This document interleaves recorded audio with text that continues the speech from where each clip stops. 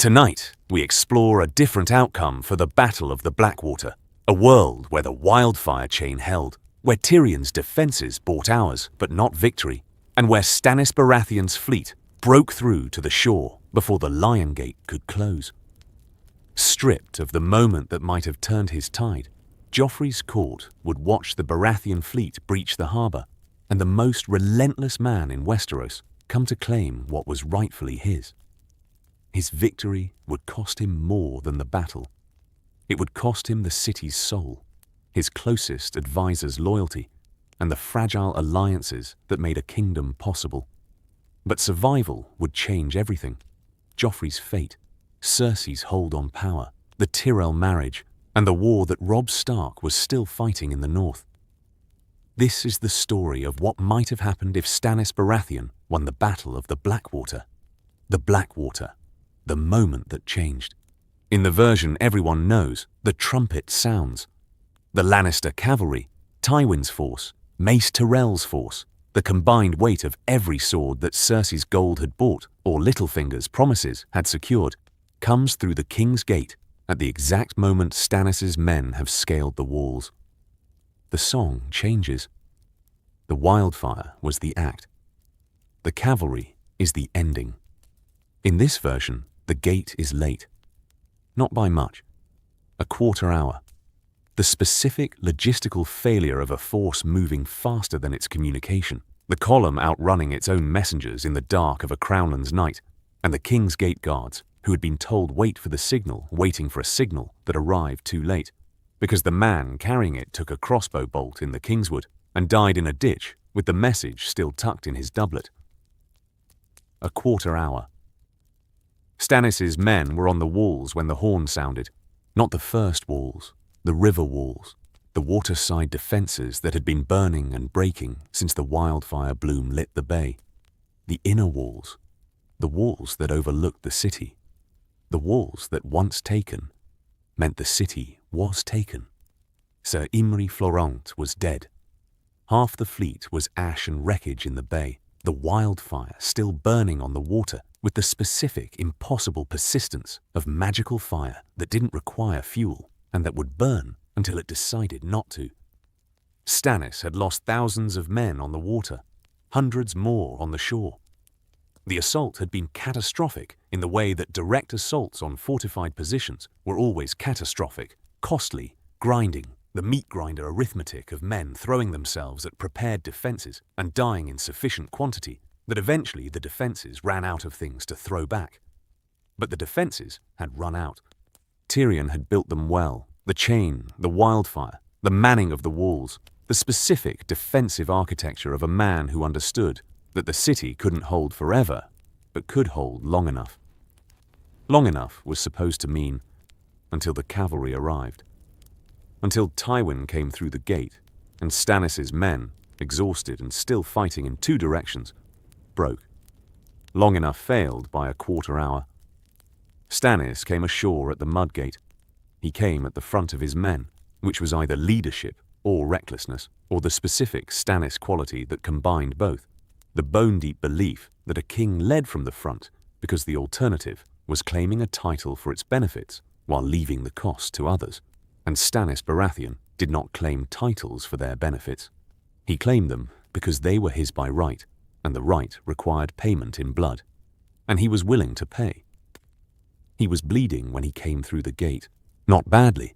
A sword cut on his left arm, through the gap in his armour that a Lannister guardsman had found in the fighting on the Mudgate steps. The cut was binding blood, but not stopping it. Stannis had not looked at it. Stannis was looking at the city. King's Landing. He had not been inside it since he'd served on Robert's small council, since the years of being underused and unappreciated and managed around the specific political marginalization that Robert had applied to his more competent brother, because competence in proximity was uncomfortable, and Robert preferred his comforts. He had not missed it. King's Landing smelled like a city that had been burning, the wildfire fumes, acrid and otherworldly, mixing with the older smells of smoke and fear and the specific human catastrophe of a city that had just had half a fleet's worth of wildfire detonate in its harbour. He stood in the gate. He looked at the city. He said, "Find me Davos." The words that came back were not what he wanted. Sir Davos was in the water. His ship, his son's ship, had caught the wildfire bloom that rolled through the fleet after the chain held and the barrels detonated. Davos was alive. They thought.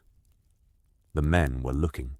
Stannis looked at his master of ships' empty place at his side and felt the specific cold of a man receiving bad news and processing it without the ability to react to it, because reacting required time, and the city in front of him required attention. "Find Melisandre," he said. She was there. She was always there. The Red Woman, the shadow behind every fire for the past year, the advisor who had replaced Davos in the operational calculus, the same way fire replaced stone. More dramatic, less reliable, but utterly committed to the specific cause of Stannis Baratheon's kingship in a way that owed nothing to the man's virtues and everything to the Lord of Light's agenda. She came.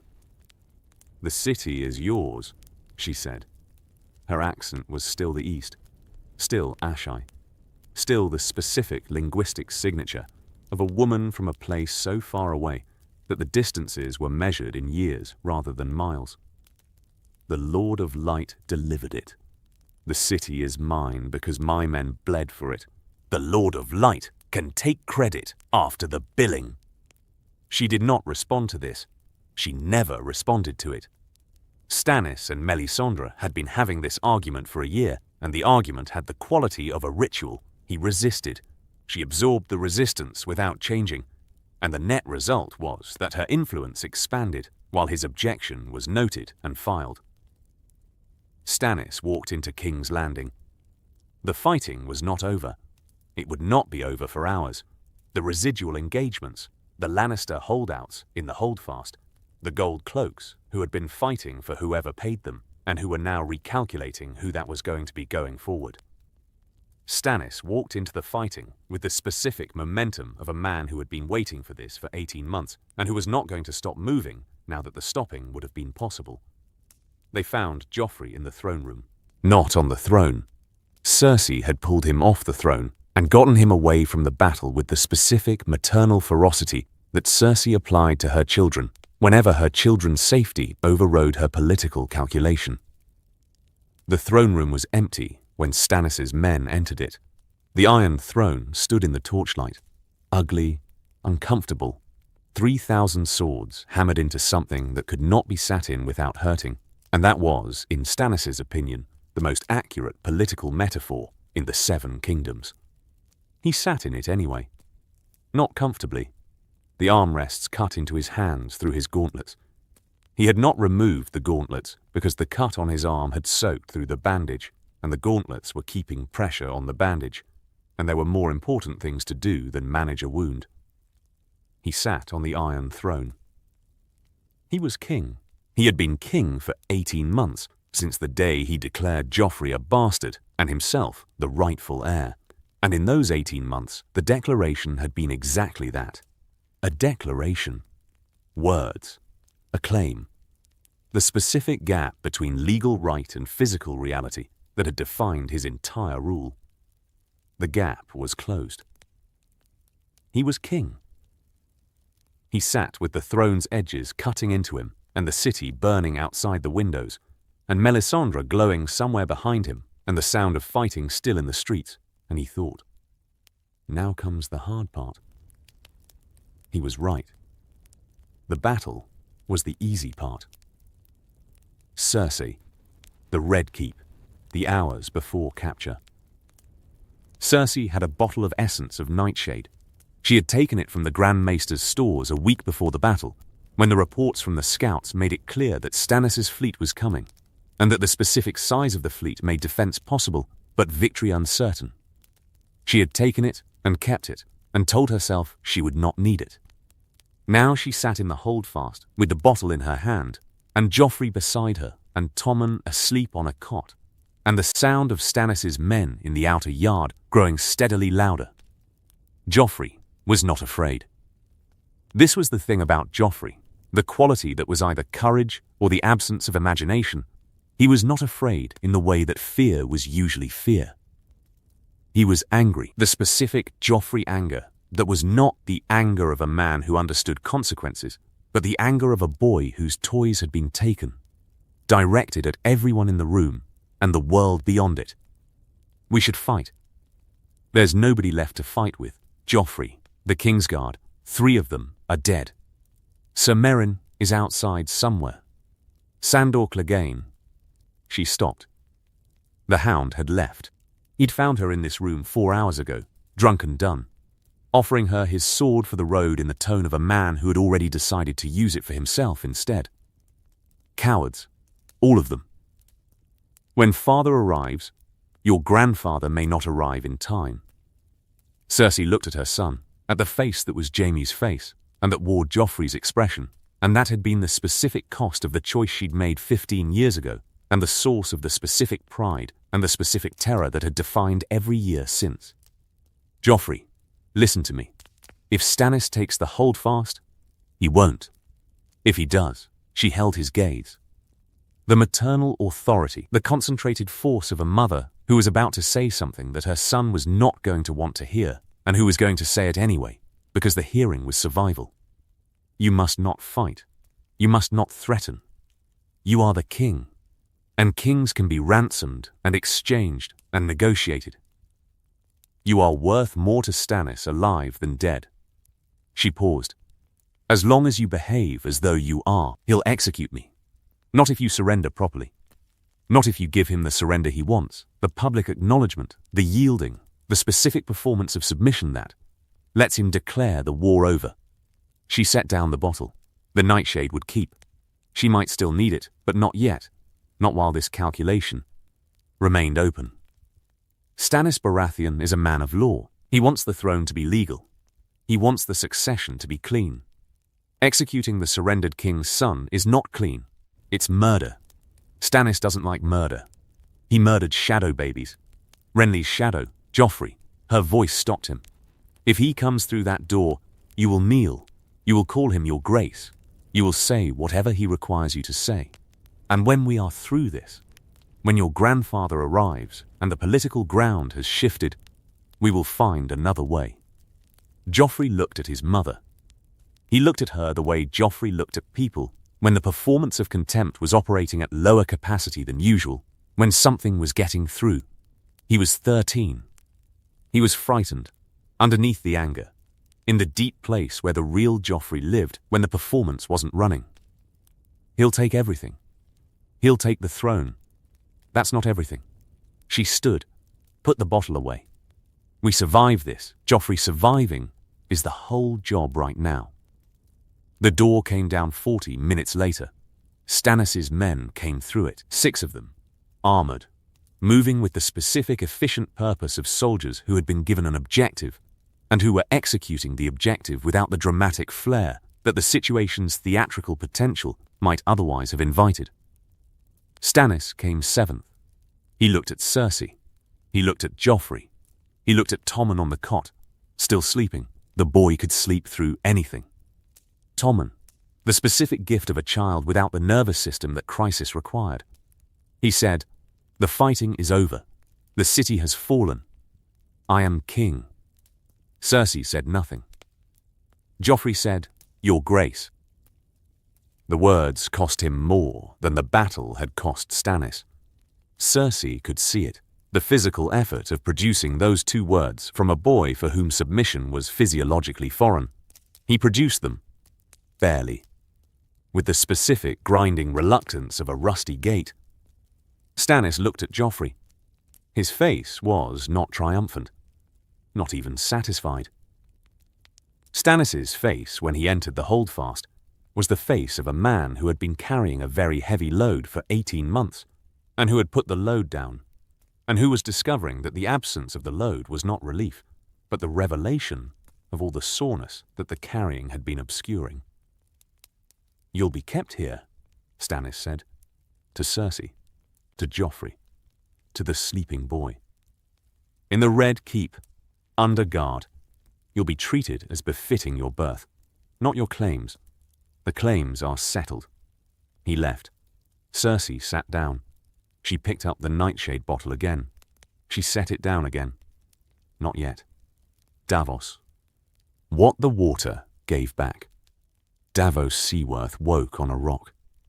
The rock was in the bay, one of the small formations that the charts didn't bother naming because they were too small to be navigable hazards and too large to be ignored by a man clinging to one in the dark. The wildfire had gone out most of it. The specific smell of it lingered. The green, the chemical, the wrong. Davos knew the smell of burning ships. He'd been burning ships his whole life, one way or another. This was different. This smelled like the kind of fire that came from before the world knew what fire was. He was missing the first joint of 4 fingers on his right hand. Not recently missing. He'd been missing them for years. Cut off by Stannis as punishment for the smuggling. Kept in a pouch around his neck as reminder and talisman and the specific Davos solution to the problem of a man who honored you and punished you for the same act. The fingers were still there. What was new was the missing of his son. Mathos. He didn't see him anywhere on the rock or in the water around the rock or in any of the wreckage that floated past in the grey pre-dawn. The absence it was not something Davos had words for yet. The absence was the kind that sat in the chest where the words hadn't reached it yet, and that was going to hurt more when the words arrived. He found a plank, paddled to shore. He came ashore south of the Mudgate, in the part of the city that was not burning. He came ashore, and he sat on the riverbank, and he looked at the city, and the city was his king's. The gold dragon banners that had been on every tower were coming down. The replacements going up were the Baratheon stag, the crowned and black, the Stannis version of the family sigil that was different from Robert's version, the same way the brothers were different.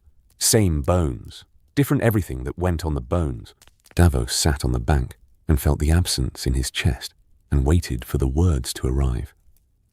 They arrived with the name, Mathos, his boy, his serious, faithful, pious boy, who had kept Davos's logbooks and corrected Davos's spelling and read from the sacred texts of the Lord of Light with the fervent attention of a young man who had found faith and who had no idea that faith didn't protect you from wildfire. Davos sat on the bank and wept, not loudly, not with the theatrical grief of songs, the quiet kind, the kind that happened when a man ran out of things to hold the grief back and just let it come, in the dark, before anyone could see. Then he stood. He stood because the man who had brought the fleet to this battle was the man who needed to be told about its cost, and Davos had been delivering inconvenient news to Stannis Baratheon for 15 years, and he was not going to stop because the news had gotten personal. He went to find the king. Stannis. The morning after. Governance begins. He convened the small council at dawn. Not the old small council. Those men were either fled, dead, or confined in the Red Keep's various rooms, depending on their specific combination of usefulness and danger. He convened the people he had. Melisandre, Sir Rolland's Storm, who commanded his remaining cavalry, Lady Selyse's cousin, who had been serving as his steward, Maester Journey from the fleet, the remnant of the administrative body that had sailed with him from Dragonstone. The table was wrong. The small council chamber was built for the small council, the hand seat, the master of coins seat, the master of laws, the grand maester. And the people sitting in it were not the seat's intended occupants, and the wrongness was visible in the way they sat, cautiously. The way people sat in chairs that belonged to someone else, and who were aware that the belonging might reassert itself. The city is mine, Stannis said. He was standing. He did not sit in the small council chamber because sitting in the chairs of the offices he had not yet filled would have been the wrong kind of symbolic claim. He stood at the head of the table and looked at the people assembled, and they looked back with the expressions of men and women who had won and who did not entirely know what to do with the winning. The city is mine, and it needs governing. Today, not next week. Not when I've found the right people for the right positions.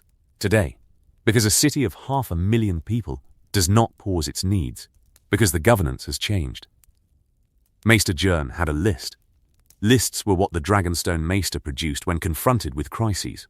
The specific intellectual coping mechanism of a man who had spent 40 years converting problems into line items. Food stocks, Jern said. The city has 3 weeks of grain in the granaries. The Lannister supply lines from the Westerlands are severed.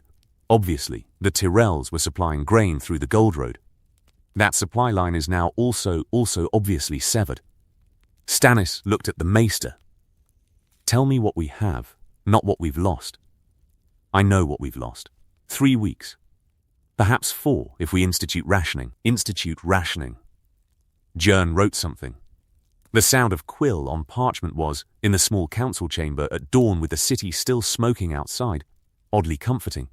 Something was being documented, something was being turned into a line item. The problem was being converted from chaos into administration. The gold cloaks, Sir Roland said. He was a large man, not Robert large but substantial, the build of a career soldier who had maintained the career soldier's physical requirements. He spoke in the flat Stormlands accent that Stannis had grown up hearing. Half of them switched sides before we were through the gate. The other half are now working for me, Stannis said. Or they're not. The ones who are, I'll keep them as city watch. The ones who aren't, they'll be dealt with through the law. The law being, treason carries 1 sentence. I'm aware it will create problems. A city watch that has just watched the last watch tried for treason is going to be cautious about its enforcement. I'll manage cautious. I won't manage disloyal. Roland nodded. He had the expression of a man who found Stannis's absolute clarity about law both admirable and alarming in roughly equal measure, and who had learned that expressing this balance was not productive. Melisandre was at the far end of the table. She had not spoken. She was looking at a candle, not performing the looking, not theatrically communing with her god in the way that might have served as propaganda. She was genuinely looking at the candle. The flame. Whatever the flame showed her when she looked at it with the specific trained attention that was either prophecy or the practiced art of a woman who had learned to perform prophecy so thoroughly she could no longer distinguish it from the real thing. The prisoners, Stannis said. Joffrey, the Queen, the other children. Tommen, Jern said. And Princess Myrcella is in Dawn. I know where Myrcella is. Joffrey, the Queen. Tommen, what's to be done with them? This was the question. The one that the room had been waiting for since they sat down. The question that was both legal and political and human and that had no clean answer. Joffrey is a bastard, Stannis said. I've said this since he was crowned. The evidence, Jon Arryn died finding it. Ned Stark died finding it. The evidence is sufficient for any honest court. He's not the king's son. He has no claim. He is Cersei Lannister's bastard by her brother, and that is what he is. A trial, Roland said. You're saying trial. I'm saying trial. Public. Evidence presented. Verdict rendered by 7 judges of appropriate standing. Stannis looked at the table. The realm needs to see the process. If I execute Joffrey without a trial, every lord in the 7 kingdoms will say I killed a king. If the trial produces a verdict, the verdict will produce a different problem, Melisandre said. Her first contribution of the morning. Her voice was the voice she used when she wasn't performing. Lower, flatter, less theatrical. The city will see a 13-year-old boy on trial. The city will feel something about that. Cities have feelings. Cities have food lines and crime rates and city watches. The feelings are a secondary concern. The feelings are the primary concern. You've won the battle, Your Grace. The war is not battles. The war is whether the lords will accept you, whether the city will accept you, whether the realm will accept you. A 13-year-old boy on trial for his parentage is not clean. It is legally correct. It is not politically clean. Stannis looked at her. The room was quiet, with the specific quiet that happened when Stannis and Melisandre were at odds, not arguing, because Stannis didn't argue with her in council. The specific dynamic of a man who was influenced by a person he didn't trust, and who managed the influence by pretending not to be influenced. "Keep him confined," Stannis said. "The trial will happen. The timing will be considered." Melisandre said nothing, which meant she was satisfied with this outcome, which meant the outcome served her purposes, which meant Stannis had agreed to something whose full implications he hadn't traced. He knew this. He accepted it, because the alternative was taking a position on the timing of a child's treason trial at dawn after a battle, and he had more urgent things. "Send ravens," Stannis said, "to every Lord Paramount. The city has fallen. The throne is mine. I require their oaths of fealty within the month. Lords who submit will retain their lands and titles. Lords who do not will be treated as rebels. Tywin Lannister," Roland began, "will be the first to submit, or the first I deal with." Stannis' voice was flat. "He is 2 days' march away with an army. He knows the city has fallen. He will calculate whether attacking a king in possession of King's Landing is worth the cost. He will conclude that it is not. Tywin Lannister is ruthless, but he is not reckless. He will negotiate." "You're certain?" "No, I'm never certain, but I'm right." He looked at the table. "Is there anything else before I go find my master of ship's body?" The room was silent. "Good." He walked to the door, stopped, did not turn around. "And someone clean the throne room. It smells like fear. I will not receive lords in a room that smells like fear." He left. Davos and Stannis. The finding, they found each other in the yard. Not planned, Stannis was crossing the yard to the outer walls, and Davos was being escorted in through the main gate by a pair of Stannis' soldiers who had found him on the riverbank and recognized him, and who had brought him in with the specific soldiers' courtesy of men who had been serving with someone for years, and who were delivering him to his destination while being careful with him, because something about his state communicated fragility. Stannis stopped when he saw Davos. Davos stopped when he saw Stannis. The two men looked at each other across 40 feet of yard. Stannis' arm was in a sling now. Someone had dealt with the cut, properly this time, bound tight. The arm immobilized the way cut arms were supposed to be immobilized when the cut was deep enough to matter. His face was the Stannis face, the one that gave nothing away. The specific mask that Davos had been reading for 15 years, and that he could read. Davos' face was not masked. Davos had not yet found the mask. Stannis crossed the yard. He stopped in front of Davos and looked at him with the specific Stannis assessment that was not always sympathetic, but was always honest. The looking that said, "I see what you are. I see what condition you are in. I am not going to pretend otherwise." "Mathos," Stannis said. It wasn't a question. "Yes," Davos said. Stannis did not say, "I'm sorry." Stannis and sorry had a complicated relationship that had to do with the way Stannis understood accountability. Sorry implied agency, implied causation. And Stannis was not entirely sure whether the causation landed on him, on the decision to attack, on the Lord of Light's inexplicable failure to protect a faithful man's faithful son, on the wildfire, on the chain, on the specific chain of contingency that had put Mathos Seaworth on that ship at that moment. He was working through the causation. The working took more than a moment. What he said was, "He was a good man. He was a good boy."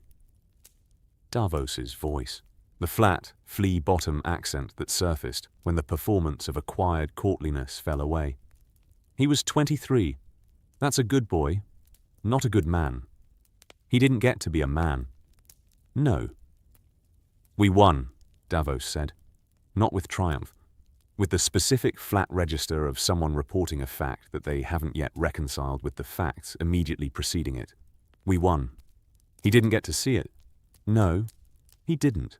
The yard around them, soldiers moving, horses being managed, the administrative noise of a captured city being processed into a functioning one. None of it was paying attention to this conversation, and the not paying attention was itself a kind of privacy. The king and his advisor in a yard, speaking quietly, the conversation happening in the space that military protocol left around grief, because military protocol understood that grief was operational and needed space. "I need you," Stannis said. It came out, not the way he intended, probably. It came out stripped of the usual Stannis layer of authority and expectation, with more of the actual underneath than he typically allowed visible. The city, the lords, the politics of what comes next. "I need you." Davos looked at him. "I know," Davos said. "I'll be there." The boy is dead. The work isn't. Davos wiped his face with the back of his hand. "That's what you'd say to me if I was saying it to you." "It is," Stannis said. "So I'll save you the saying." Davos looked at the red keep behind Stannis, at the towers, the battlements, the highest point of the most powerful city in the world. "Is she still alive? The red woman? Melisandre?" "Yes. I want to talk to her." Stannis looked at him. The Stannis assessment. Something in the assessment was cautious. The reading of a man who knew Davos well enough to know what want to talk to her meant in this specific context, following this specific event. "I'll arrange it. Not with you present. Davos, there are things I want to say to her that you shouldn't have to hear. Not because they're wrong, because the hearing would put you in an impossible position. The yard, the noise, the city going on around the specific, compressed negotiation of two men who had been operating in the space between service and friendship for 15 years, and who were negotiating the terms of the next stage. "I'll arrange it," Stannis said. "Tyrion, the dungeon, the calculation." Tyrion Lannister woke up in the dungeon with half his face bandaged and the specific throbbing clarity of a man who had been in surgery and whose body was currently processing its feelings about surgery. He remembered the battle, the wildfire, his plan, the specific tactical geometry that had seemed so brilliant in theory and that had been so brutally tested by a fleet that was large enough to absorb the losses and keep coming. He remembered the chain holding and then the barrels detonating and then the second wave coming through and then a sword. And then Mandon Moore, his own Kingsguard, Cersei's man, the specific assassination embedded in his own protection, and then dark. The bandage over his face told him the sword had found him. The fact that he was conscious told him it hadn't found him thoroughly enough. He took inventory. 2 hands, 2 feet. The bandage was substantial. He probed it with cautious fingers, and the probing produced pain that told him the damage was to his nose and his cheek and something else below his left eye that he was not going to examine closely until he was somewhere with better lighting and a mirror. The cell was not a Red Keep cell. The stone was different. The smell was different. The specific sensory signature of a dungeon that had been used for a different king's prisoners recently enough that the previous occupant's presence still lingered in the air. Someone was at the door. Not a guard. The light was wrong for a guard. "You're awake." The voice was accented. The East, the specific accent of a woman who came from somewhere that most people in Westeros had never been, and that most people in Westeros could not find on a map, and that was, apparently, sending its representatives to sit outside the dungeons of captured King's Landing in the middle of the night. "The Red Woman," Tyrion said. His voice sounded terrible, nasal, muffled. The sound of a man speaking through significant facial bandaging. "Yes, I've been expecting you." He sat up. The sitting up was more work than he'd have liked. "Or someone like you. What does he want?" "The king wants nothing from you yet. I came on my own account." "That's alarming." Tyrion shifted. The cell had a bench, and he found it by feel. When agents of gods visit dungeons on their own account, the accounts tend to be expensive. "I came to tell you something. I assumed." The people who come to tell me things when I'm in dungeons have historically had poor news delivery skills. My father, for instance. Would you like to continue the tradition?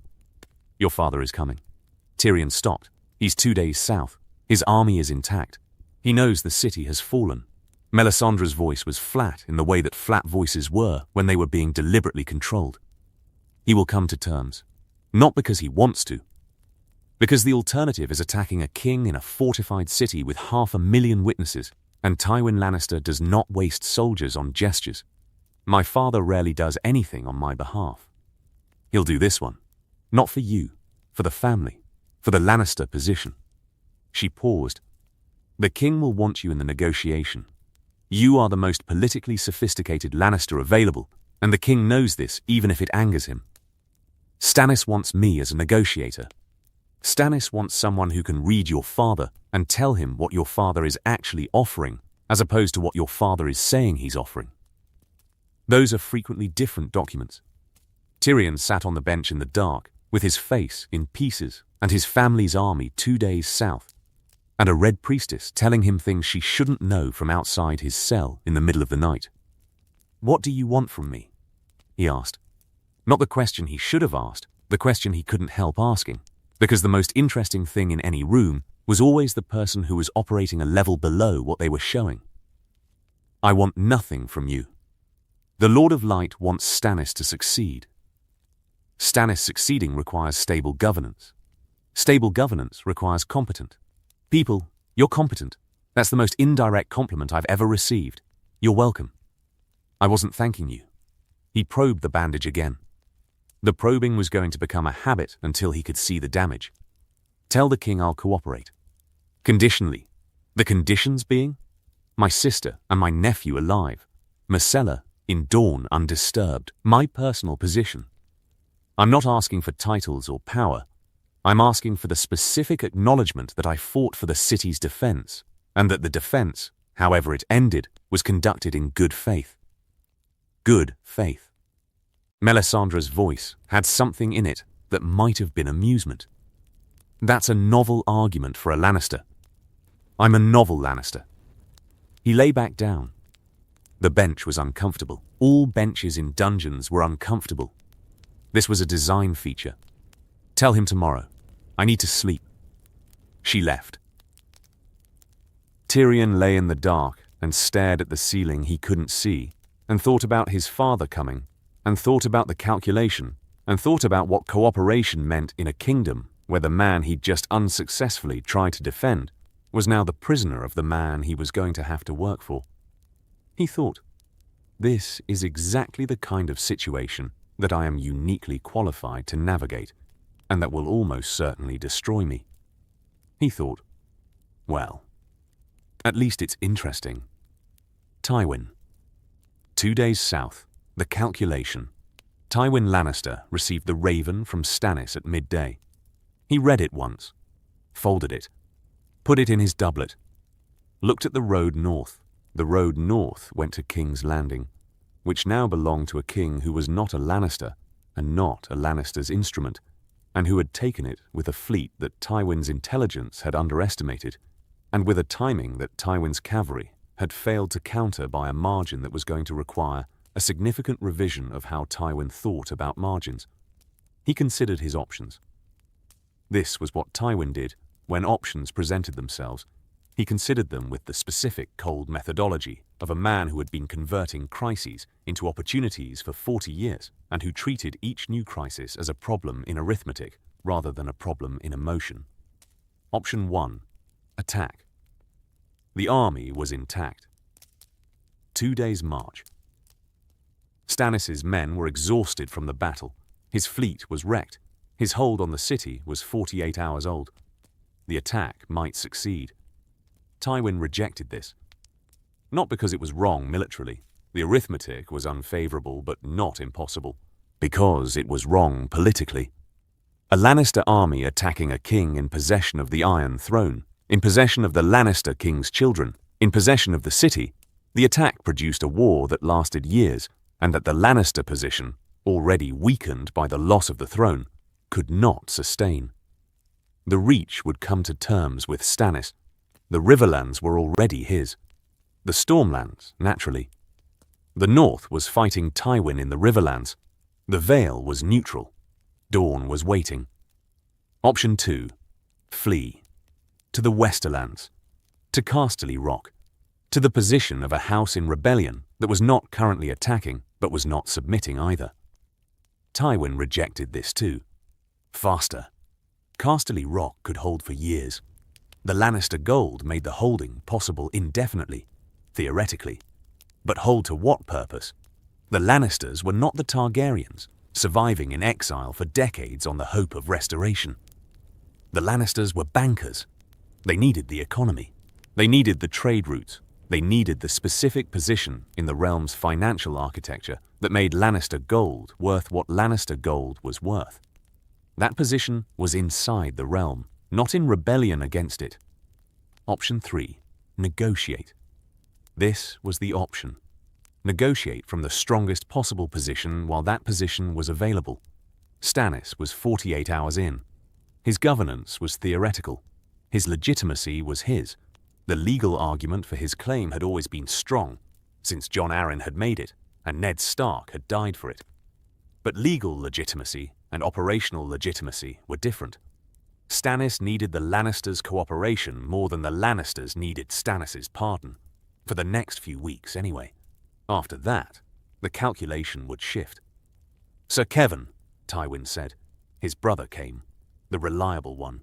The brother who had spent his life being the second most important Lannister in every room he occupied, and who had performed the role without resentment, because Kevan Lannister was constitutionally incapable of resentment, and because performing the role correctly was its own satisfaction. "Send word to Stannis. Tell him Lord Tywin Lannister, Warden of the West, Lord of Casterly Rock, requests a meeting at the city gates, under flag of parley, to discuss the terms of—" Tywin paused. The phrasing mattered. "The terms of a transition that benefits the realm." "Not submission," Kevan said. Not a question. The specific Kevan quality of reading his brother so completely that the questions were already answered. "Not submission. Not yet." Tywin folded his hands behind his back and looked at the road. "I have children in that city. Grandchildren. That gives me leverage he doesn't want me to have, and that I will not invoke unless he forces the invocation. He's a man of law. He won't hurt children. He won't hurt them. He'll use them. He'll keep them as insurance against Lannister behavior, which is exactly what I would do. I want the children free before the negotiation concludes. That is the first term. Everything else is negotiable." Kevan looked at his brother. "Cersei," Kevan said. "Cersei is—" Tywin stopped, started again. "Cersei is in a cell because Cersei's decisions have put her there, and the decisions were made by Cersei, and I am not going to pretend otherwise. I will negotiate for her life and her freedom. I will not negotiate for her position. The position is gone. She won't accept that. She will accept what the situation requires. What Cersei will or will not accept is irrelevant to what the situation contains." He turned. "Send the Raven, and have the cavalry stand down. I want no aggressive posture. I want to arrive at those gates looking like a lord coming to pay his respects, not like an army looking for a fight." Kevan went. Tywin stood on the road. He was not going to let himself feel the loss. Not yet. Not while the crisis was open. The crisis absorbed everything. The grief, the rage, the specific Tywin emotion about his daughter in a cell, and his grandson a prisoner, and the throne he had spent so much to keep going to a man who had never asked for his help, and who was going to be all the more powerful for not needing it. He would feel it later. Later, when the terms were settled, and the position was secured, and the Lannister future was not restored. It couldn't be restored, but stabilized. Later. He walked to his tent. He began to write the letter that would either secure everything or cost everything, and the writing was the most controlled he had been in 40 years, which told him how frightened he actually was. Davos and Melisandre. The conversation. She was in the room that had been Cersei's solar. Not because she had claimed it, because Stannis had assigned her to the rooms adjacent to his own. The practical decision of a man who wanted his most influential advisor close, and who had not yet decided whether the influence was an asset or a liability. The solar had Cersei's things in it still. Her mirrors, her cosmetics, the specific material evidence of a woman who had occupied a space and who had been removed from it quickly enough that the space still bore her imprint. Melisandre had not removed the things. She was standing at the window when Davos entered, looking at the city. From this window, the city was visible. The streets, the docks, the bay where the wildfire had burned, and where the wreckage still floated in the specific, slow dispersion pattern of destroyed things, returning to their component materials. "Close the door," she said. Davos closed the door. "Sit. I'll stand." He did not want the specific vulnerability of sitting in the presence of this woman with the specific clarity about what had happened and what her role in it had been. Standing was better. Standing was its own kind of argument. She turned from the window.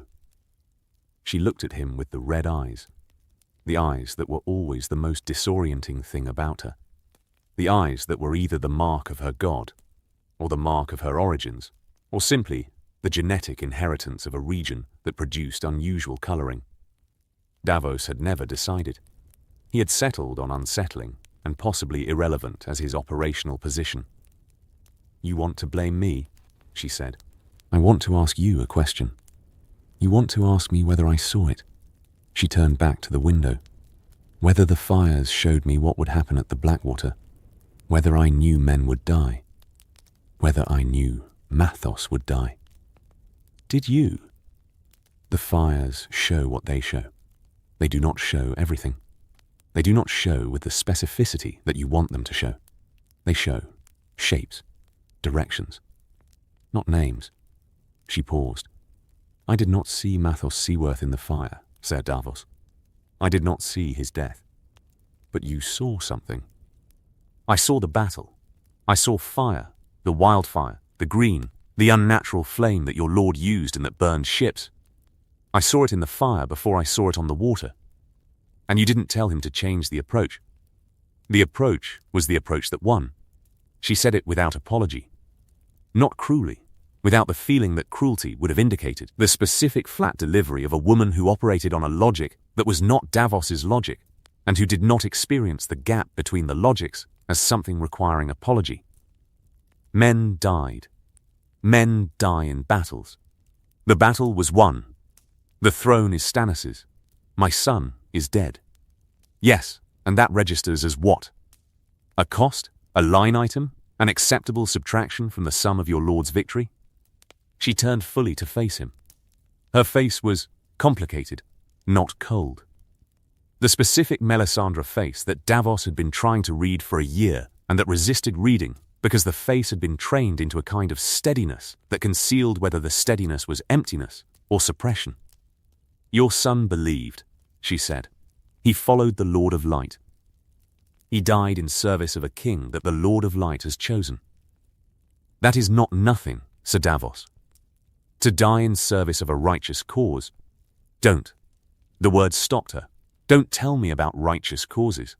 Don't tell me about the Lord of Light. Don't dress my son's death up in theology and present it to me as consolation." His voice. The flea bottom underneath the court manor. The specific register that surfaced when the court manor was insufficient. He was 23. He learned to read because he believed in your God. He served on that ship because he believed in your king.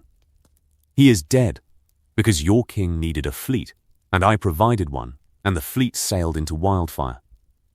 And the king won because of it, and the king won because of it. He held her gaze. That's the thing I can't argue with. That's the thing that keeps me from saying what I want to say to you. Because you're right. We won. We won. And Mathos is dead, and both of those things are true, and the trueness of one of them doesn't reduce the trueness of the other. And I need you to know that. I know it. Do you? I know more about the cost of service than you believe I do. She turned back to the window.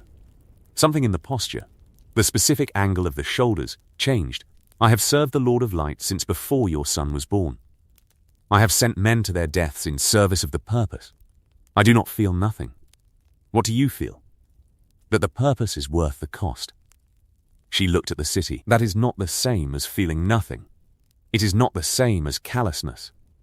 It is the specific burden of believing in something larger than the individual that demands the individual be sacrificed when the larger thing requires it.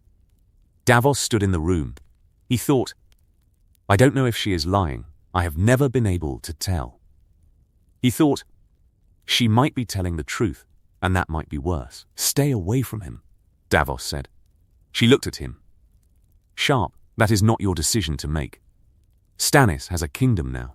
He has a city, a throne, lords to manage, a succession to establish.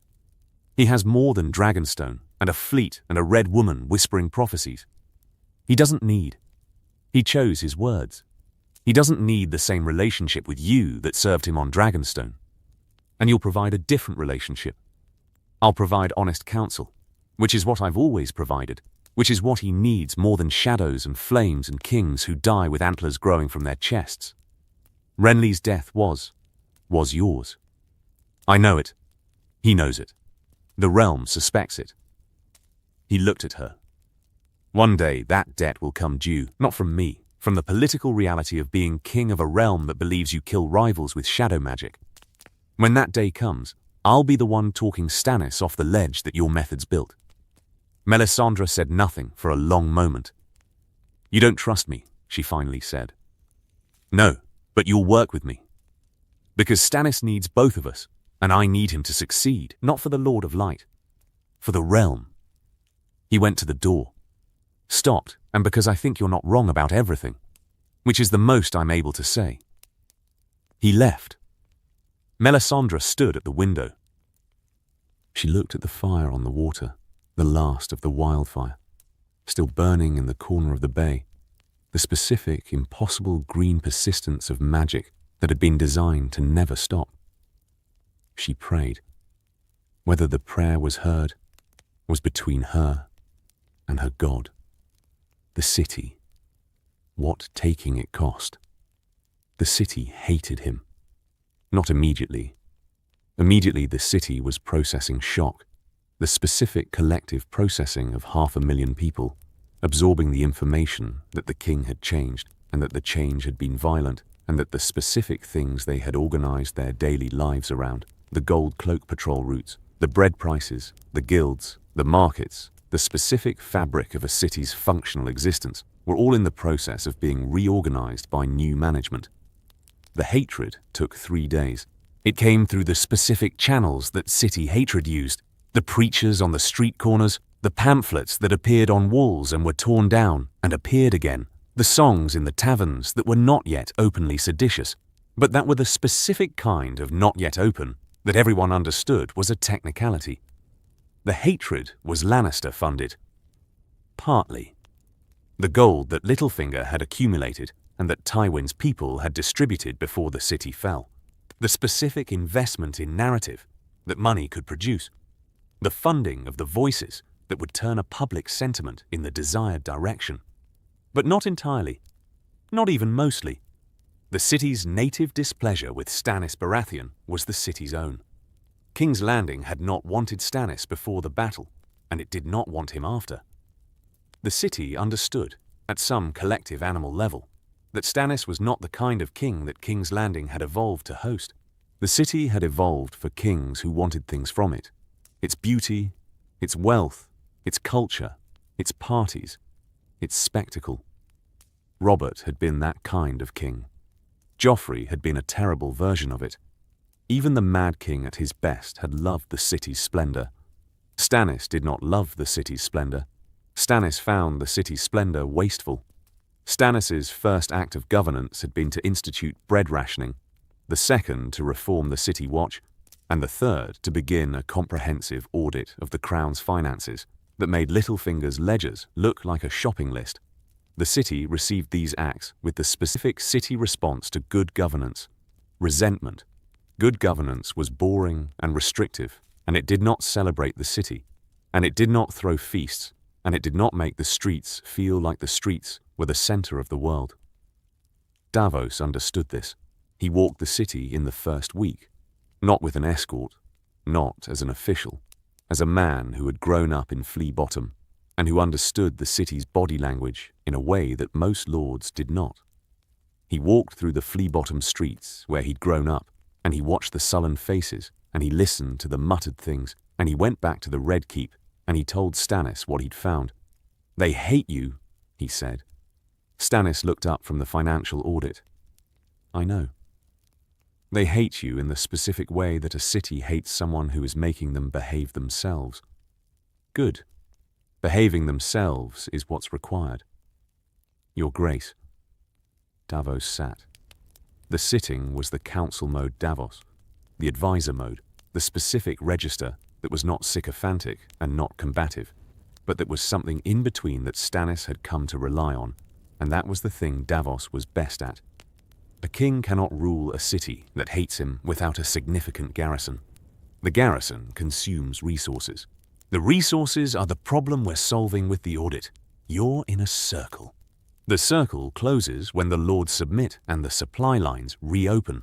The lords won't submit while the city is visibly hostile. Visible hostility reads as instability to lords who are making risk calculations. Lords making risk calculations don't submit. They wait. Stannis set down the audit, looked at Davos. "What would you have me do? Throw a feast? Open the brothels? Let the guilds run their own rackets?" His voice had the Stannis edge, the specific, irritated compression that happened when Stannis was being told something he already knew, and that he found annoying to hear because knowing it and having a solution were different things. "I'd have you make one gesture. One thing that the city can read as human. I am human. I know that. The city doesn't." Davos held his gaze. The city sees law and order and audits and rationing. The city doesn't see a person.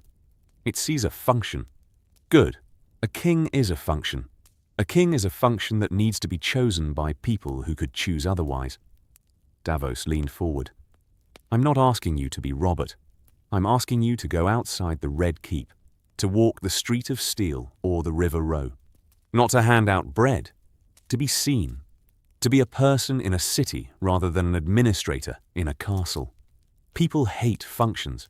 They have complicated feelings about persons. You don't need to be loved. You need to be complicated." Stannis looked at him. The look lasted. The specific Stannis evaluation that processed advice through the filter of his particular pride, the pride that resented being managed, that resented the specific implication that he needed to perform anything, that believed the doing of the right thing was its own argument, and that the right thing's failure to be recognized was the audience's failure, and not the performance's. "I'll consider it," he said. Which was Stannis for? Probably not. But not never. Davos accepted the probably not and went back to his work. 3 days later, Stannis walked the Street of Steel.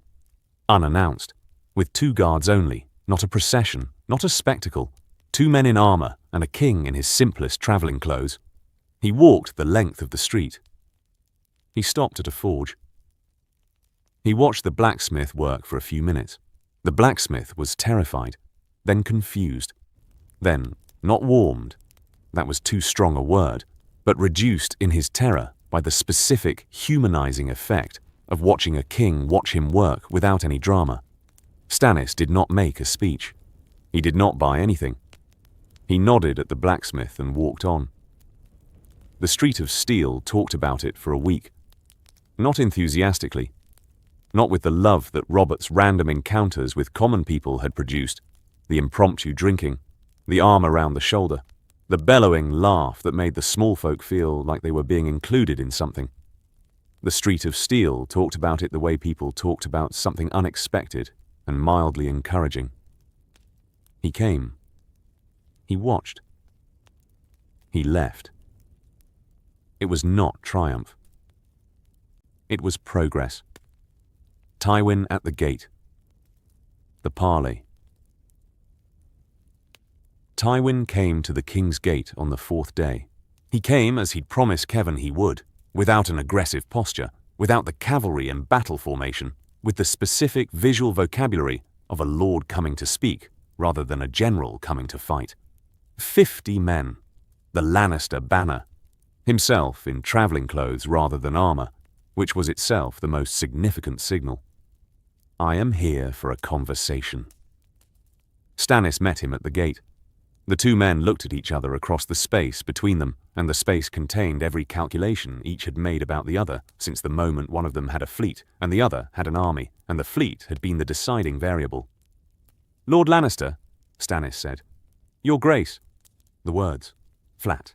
Correct. The specific vocal register of a man producing the required form of address without adding either warmth or ceremony. The minimum compliance that was itself its own message. The city has fallen. The city has been taken. Yes. I come to discuss the terms of... Tywin chose his next word. Accommodation. Stannis almost smiled. Almost. The specific facial event that happened on Stannis's face when he found something amusing and was suppressing the finding. Not submission. Not submission. Not yet. Terms first. My terms are simple. Your family swears fealty. I restore your lands and titles. The bastards, Joffrey, Myrcella, Tommen, are formally declared bastards through the legal process already in motion. They are not executed. He held Tywin's gaze. They are not executed, Lord Lannister. You have my word on that, and my word is worth more than your gold. You know it is. Tywin was still. The Tywin stillness, the mask, was operating at full capacity. The Queen will be tried for adultery and the crime of presenting bastards as the King's legitimate heirs. The trial will be conducted properly. The verdict will be. The evidence is what the evidence is. The sentence depends on the trial. Stannis met the gaze. I am not going to execute Cersei Lannister in advance of a trial, simply to make the negotiation cleaner for you. If you want to discuss her safety, demonstrate that the Lannister position warrants consideration. Bend the knee. Something crossed Tywin's face. Briefly. Not emotion. The recognition of a man who had spent 40 years controlling every negotiation he was in, discovering that he was not controlling this one. There is the matter of the crown's debt, Tywin said. To House Lannister. 3 million gold dragons. I know the number. Stannis' voice was flat. I've been reading the books. The books show that Robert Baratheon spent the crown into bankruptcy on wine and tournaments, and the specific entertainment of a man who found ruling tedious. I know what the books show. He stepped forward, not aggressively, the specific Stannis physical habit of closing the distance when a conversation was in danger of becoming abstract. I will honor the debt, in installments, over time, at the rate the Treasury can support. I will not pay it in a lump sum because the lump sum does not exist, and pretending otherwise is the kind of fiction that your master of coin was paid to maintain, and that I am not paying to maintain. Tywin looked at him.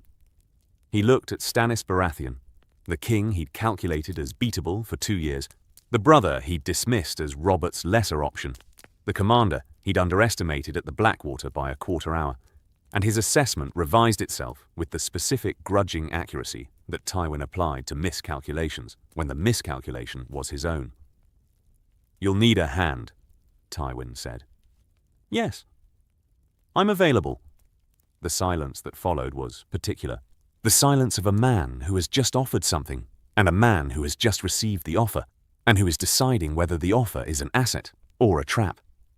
You would serve as hand to a king you tried to keep from the throne, Stannis said.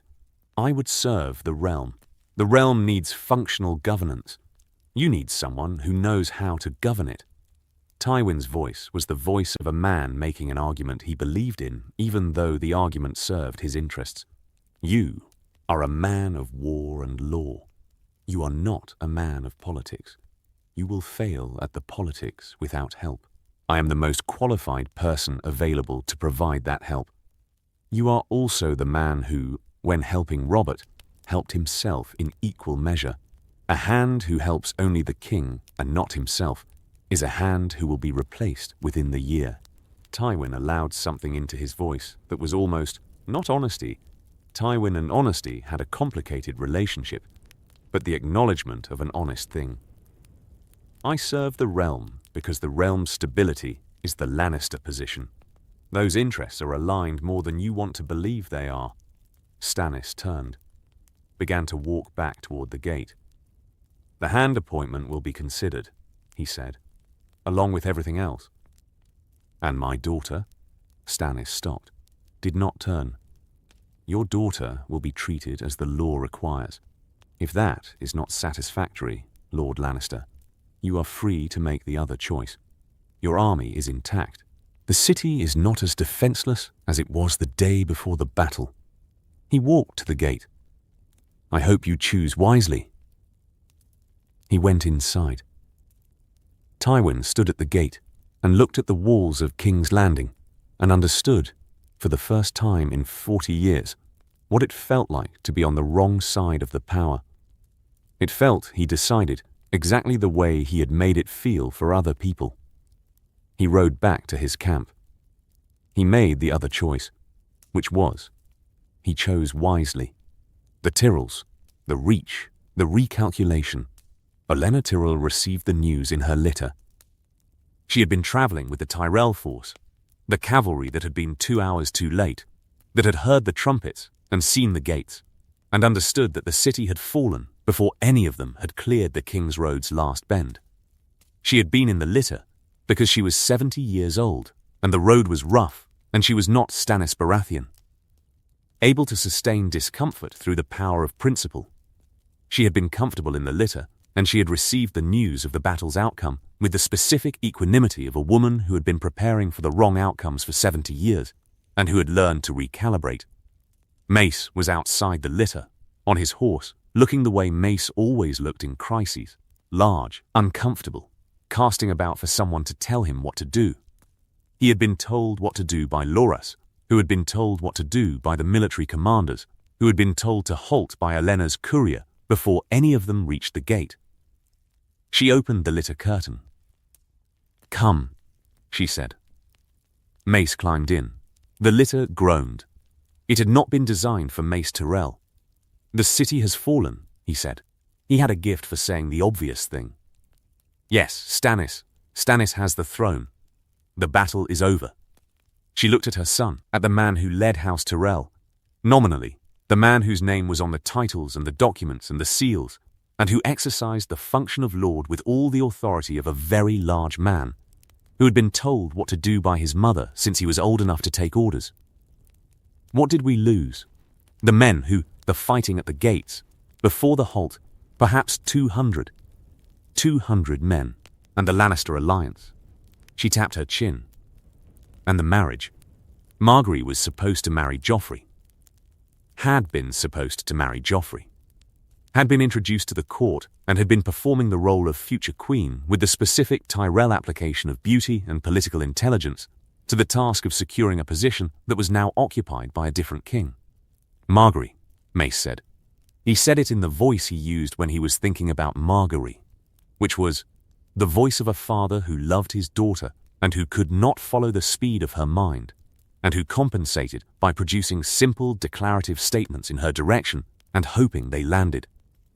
Margaery is 17. Olenna looked at her hands. She is unmarried, she is beautiful and intelligent, and she has spent the past year learning how to be a queen. That education is not wasted simply because the king changed. Stannis won't. Stannis has a queen. Lady Selyse. Selyse is not the concern. Selyse has never been the concern. Olenna closed the curtain. The concern is, what does Stannis need that the Tyrells can provide, and what will Stannis give us in exchange for providing it? He has the throne and no food supply. The Crownlands produce a fraction of what the city requires. The Westerlands' supply lines are cut. The Riverlands are wrecked. The North is at war. She looked at her son. He needs the Reach. The Reach is grain. The Reach is soldiers. He lost thousands at the Blackwater. The Reach is the most intact great house in the realm. She paused. He needs us more than he wants to. He won't negotiate a marriage for Tommen. Tommen will be declared a bastard. I am not proposing Tommen. I am proposing consideration. Her voice had the specific quality it had when the thinking was ahead of the conversation. Send word to King's Landing. Tell them Lord Mace Tyrell wishes to congratulate His Grace on his accession and to offer the Reachies grain supplies to the capital at preferential rates as a gesture of goodwill from a loyal vassal. But we're not. We haven't submitted. We're submitting now. This is the submission. She opened the curtain again and called for her courier. We bend the knee through grain. We give him the food the city needs, and we let the giving speak louder than any battle flags. By the time the formal submission is arranged, Stannis will already be eating Tyrell bread, and the eating will make the arrangements seem natural. Mace watched his mother. He said, "Should I tell Margaery?" Margaery already knows. Margaery has known since the litter stopped. She's on her horse, 200 feet back, planning the next 10 years of her life. Mace looked back. Margaery was there, on her white horse, the Tyrell banner behind her, her face turned toward the city on the horizon. She was not distressed. She looked, from a distance, like a woman considering a board. "She is remarkable," Mace said. "She is exactly what I made her," Olenna said. "Now close the curtain." Robb Stark. The North, the news. The Raven reached Robb at River Run. He read it in his war tent, with Grey Wind at his feet and Catelyn at his shoulder, and the specific exhausted alertness of a commander who had been managing a war on 4 fronts for months, and who had learned to receive news with the face of a lord, even when the news moved things in unexpected directions. Stannis had taken King's Landing. He read it twice. "He won," Catelyn said. "He won." Robb set the letter down, looked at the map. The markers on the map, Lannister forces, Stark forces, Tyrell, the phrase, the specific constellation of armies and positions that had defined the past months, rearranged themselves in his mind as the meaning of the letter landed. Which means everything changes. How? Because Stannis on the throne is not the same as Joffrey on the throne. Robb stood, walked to the map. With Joffrey, we were fighting a usurper who had murdered my father and who had no legitimate claim. The North had a reason to be in the field. Every man I'd called had a reason to follow because the thing we were fighting was clearly wrong. Stannis's claim is legitimate. That's the problem. He put his hand on the Riverlands marker. I called the banners for my father and my sisters. My father is dead. My sisters, Stannis has them now. Or he will.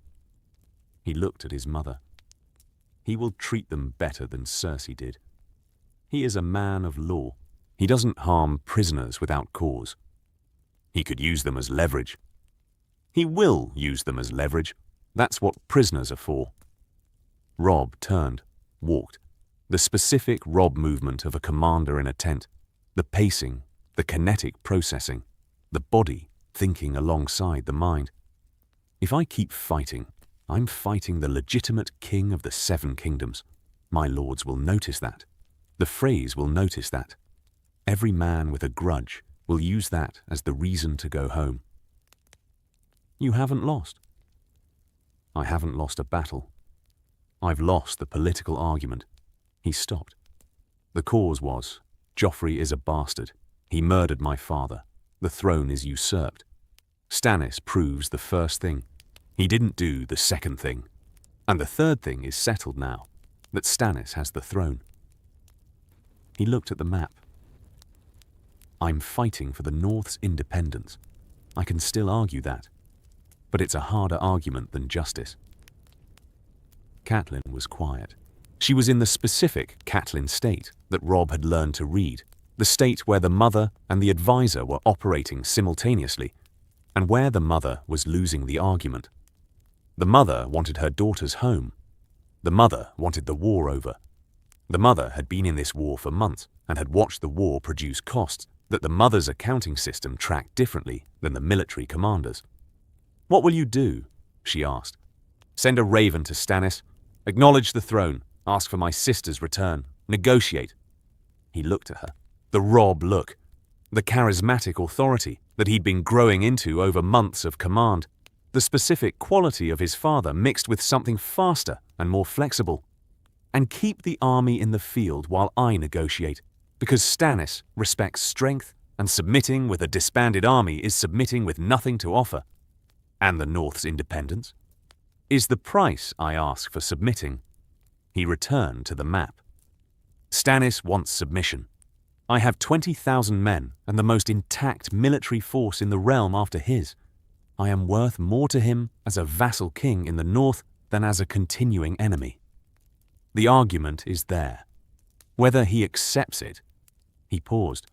"Stannis is a man of law. He may refuse on principle. The North is part of the Seven Kingdoms. Accepting the North's independence means acknowledging that a subject can declare himself a king and not be punished for it. Which he won't do. Which he might not do." He looked at the window, at the river-run battlements beyond. Or he might. Because the practical argument for accepting it is stronger than the principal argument for refusing. Stannis understands practical arguments, even when they conflict with his principles. He just makes you feel very judged for making them. Catelyn almost smiled. Not quite. The situation was not a smiling situation. "Theon," she started. Winterfell. Robb's jaw. The stark jaw. The specific compression that happened when the jaw was doing the work that the voice wasn't doing. "I know. I've had the reports." He looked at his mother. "I'm handling it. After this. After this. In the order that the order requires." He went back to the table, sat, picked up a quill. Stannis first, the family first, Winterfell. He paused over the word. Over the specific wound that the word had become in the weeks since the report. Winterfell after. He wrote the letter. Stannis and Tyrion. The agreement. They brought Tyrion to the throne room. He walked on his own feet. They'd given him back his clothes and removed the restraints when it became clear that the dungeon was performing no function other than symbolic, and Stannis had no patience for symbolic punishments that served no practical purpose. Tyrion walked into the throne room with the specific Tyrion gait that always communicated more ease than he felt, and he looked up at the man on the Iron Throne, and the man on the Iron Throne looked down at him. "You defended the city," Stannis said. "I defended the city," Tyrion agreed. Unsuccessfully, as it turned out, though not for want of effort. The wildfire was your plan. The wildfire was my plan. The chain was my plan. The placement of the archers was my plan. The failure to account for the specific determination of a man who was not going to stop coming was not entirely my failure, though I'll own a share of it. You fought on the walls. Until someone from my side tried to kill me, yes." He paused. "That someone was Mandan Moore, who I suspect was operating under my sister's instructions. I make this observation not to complain, but because it seems relevant to the disposition of my person. I fought for the city. The city was defended as long as it was defended in part because of me. My sister tried to have me killed while I was doing it." Stannis looked at him. The Stannis look. The specific evaluation that happened when Stannis encountered someone new and was deciding where the person fit in the taxonomy of useful and dangerous. Tyrion had been categorized as both useful and dangerous since the moment Stannis' intelligence had confirmed who had built the wildfire defense, and the dual categorization made the look more complicated than usual. "My father has arrived at terms," Stannis said. "I assumed he would." Tywin Lannister loses battles occasionally. He doesn't lose campaigns. He's submitted. The family retains its lands. The debt is being restructured. Cersei will be tried. And I? You are an interesting question. Stannis leaned forward. The Iron Throne caught the light badly, the blades and the edges of the swords catching it at wrong angles and producing a visual effect that was either dramatic or undignified, depending on your tolerance for theatrical furniture. You are a Lannister who fought against the Lannisters' interests in a way that may have prolonged this war by months, but that cost me significant losses in ships and men. I fought for the crown. The crown's interests and the Lannister interests happened to coincide. Did they? You knew the legal situation. You knew what I'd declared. You knew Joffrey was a bastard. I knew what you'd declared. I am not responsible for drawing conclusions about declarations made by people with motivations to declare them. Tyrion's voice was measured. Careful in the way that Tyrion was careful when the carefulness was the thing standing between him and a bad outcome. I served the crown. The crown changed hands. You want to prosecute me for serving a crown in good faith. That's a precedent that won't encourage future service. Stannis was quiet. Then, what did Melisandre say to you in the dungeon? Tyrion hesitated. Just the specific Tyrion micro-pause that indicated the recalibration of a man who has received new information and is deciding how to process it. She said my father was coming. That you'd want me in the negotiation. And she seemed to be suggesting that I make myself useful. He looked up at Stannis. She was right. I am useful. Specifically, I'm useful in the specific way that you need something useful and don't want to admit you need it. Which is, you're going to be king of a city that hates you, managing lords who are submitting under duress, dealing with a northern king in the field who is negotiating from strength, and managing a red woman who has interests of her own. You have Davos, who is honest and excellent, and whose specific value is that he won't tell you what you want to hear. What you also need is someone who will tell you what your enemies are thinking, who will read the room that you don't want to be in. He paused. I know where all the bodies are buried in this city. I know which lords are lying in their submissions, and which ones actually mean them. I know how the guilds operate, and where the corruption in the gold cloaks is, and what Cersei was actually doing in the months before the battle. You'd betray your sister's confidences. My sister tried to have me killed. My father allowed me to sit in a dungeon for weeks while he calculated his position. My family's relationship with me has been one of mutual instrumentalization, and I am instrumentalizing back. He held the gaze. I'm not asking for a position. I'm asking for a role. Something functional, below the level of lord or advisor, where I can be useful in ways that don't require you to publicly trust me. What would that role be called? Tyrion thought. The king's reader of difficult rooms, no official title, no seat on the small council. Just the man who goes to the conversations you can't send Davos to because Davos is too honest, and that you can't go to yourself because kings don't negotiate in taverns. Stannis stared at him. You're describing an intelligence function. I'm describing what I've been doing for the last 3 years of my life. Only now I'd be doing it for a king who doesn't want me dead. Stannis was silent for a long time. 3 conditions, he said. Name them.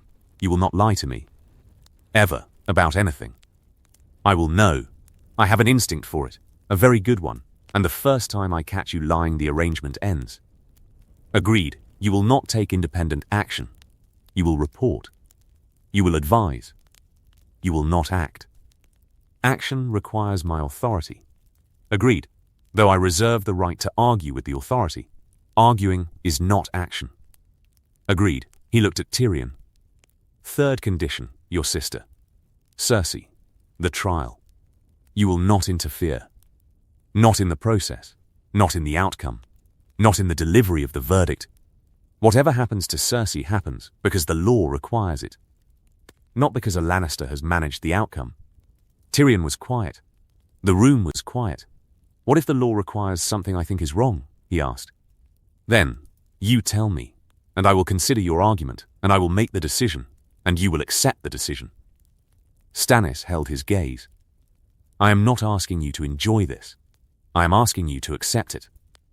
Tyrion looked at the throne, at the man on it, at the specific hard quality of Stannis Baratheon that was both the thing that had driven people away from him and the thing that had, in the end, put him on that throne. "Agreed," Tyrion said. "Then we understand each other. Rarely, but we can work together anyway." Stannis said, "Leave." Tyrion left. In the corridor, he leaned against the wall and waited for his heart rate to return to something approaching functional. Then he straightened, adjusted his clothes, walked toward the section of the Red Keep where the interesting conversations were happening.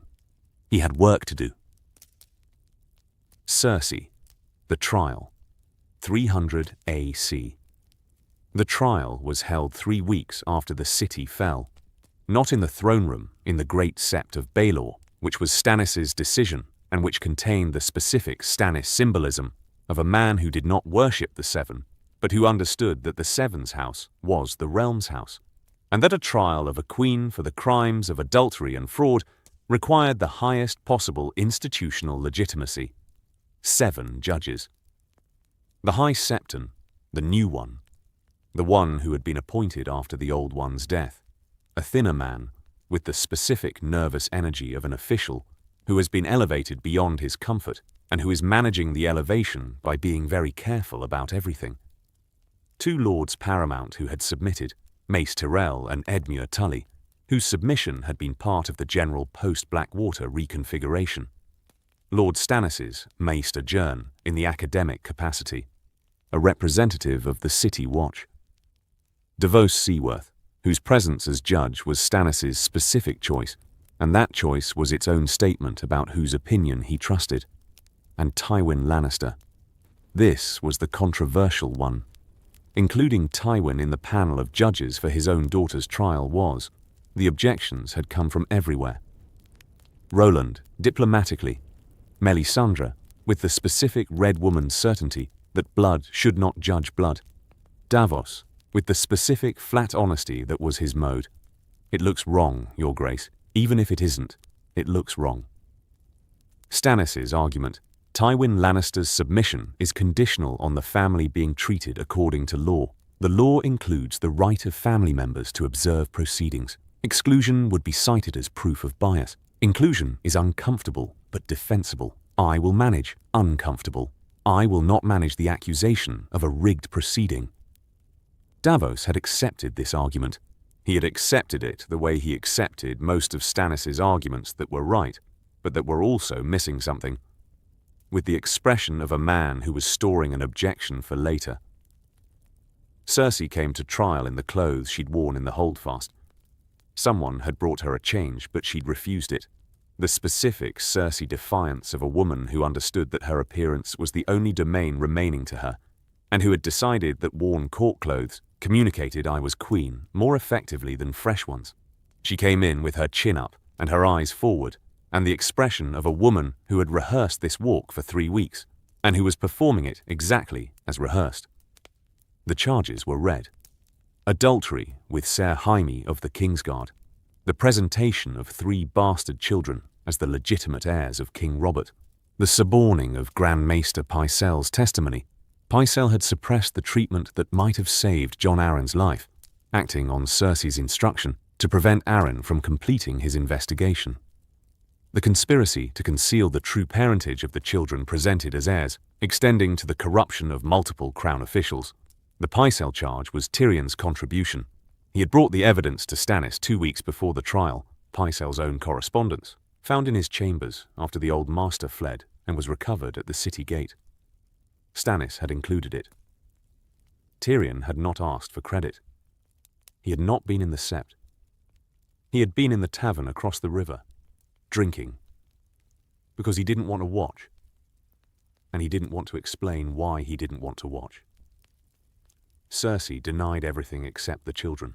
This was the specific Cersei strategic choice: admit the children, deny the adultery, position the children as a consequence of an assault that she had been unable to prevent and that she had hidden to protect the crown from scandal. The argument was not convincing. It was not designed to be convincing to the judges. It was designed to create a narrative that the people outside the sept could choose to believe if they wanted to. The specific Cersei understanding that trials were not just legal events, but political performances. Tywin sat through the proceedings with his face controlled. He was watching his daughter deny her own children's parentage. He was watching the evidence, the lineage book, the bastard children, the testimony of the servants, produce the specific legal certainty that he had been managing around for years. He was watching the trial that he had spent years preventing and that he was now participating in as a judge. His face gave nothing. The verdict was unanimous. Guilty on the charges of adultery and the fraudulent presentation of bastard children as heirs. Guilty on the Pycelle corruption charge. The evidence of the correspondence was sufficient. The verdict was unanimous and clean, without the shadow of an unprovable accusation hanging over it. Stannis had been specific about this when the charges were drafted. Only what could be proven. No reaching. No political charges dressed as legal ones. The law required evidence, and the evidence was what it was. The sentence, not death. This was Stannis's instruction to the judges, and it was also the law's requirement. The adultery charge carried death, or the option of the faith's mercy at the sept's discretion. And the High Septon exercised the mercy option with the specific relief of a man who had been dreading the other option and who was grateful for the theological out. Life confinement. In the Maiden Vault in the Red Keep, the specific historical room that had been used for women who needed to be contained without being destroyed. Cersei heard the sentence with the expression she had prepared for it. She had prepared for death. The death expression, the specific Cersei composure that said, "I will not show you the fear," had been what she was holding when the sentence was read. The actual sentence, life confinement, landed differently. Not better. Differently. Death was an ending. Confinement was a continuation in a box. Cersei Lannister in a box was not something her imagination had prepared her for. Her expression changed. Just for a moment. The composure fractured, and what was underneath? Not fear, not grief. The specific raw fury of a woman who had survived everything, and who had been delivered not to death but to a smaller life, was visible for the second it took the composure to reassert itself. Then the composure was back. She stood. She walked out of the sept. Tywin watched her go. He said nothing. He had nothing to say. Stannis and Robb, the negotiation, the letters between King's Landing and River Run took 3 weeks. They were models of their respective writers' styles. Stannis's letters were short, dense. The specific written voice of a man who had been composing official documents his entire life and who had refined the craft to its essential elements, stripping everything that was not the point until only the point remained. The Iron Throne is mine. I require your submission. Name your terms. Robb's letters were longer. Not verbose. The campaign had stripped his natural expansiveness, but with more room for the argument, the specific written voice of a young lord who had been forced to learn rhetoric through war, and who was still in the process of learning that the argument mattered less than the position. I have called myself king in the north, because the north has always been a separate kingdom, and because the cause that brought us south, my father's murder, has been addressed by the revelation that his killer's claim was fraudulent. I acknowledge your claim. I ask that you acknowledge mine. The north will be your loyal vassal. The north will not be your subordinate province. The fourth letter from King's Landing was different from the previous 3. It was not from Stannis. It was from Davos. Lord Robb. I write without the king's knowledge, which means I'll be in significant trouble if he finds out, which means I'll keep this short.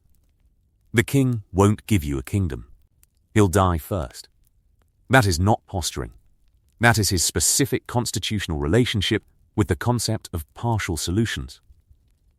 However, the king will give you something that functions like what you want without being called what you're calling it. I'd suggest negotiating for terms rather than titles. What specifically does the North need that it doesn't currently have? Answer that question and bring those answers rather than the crown.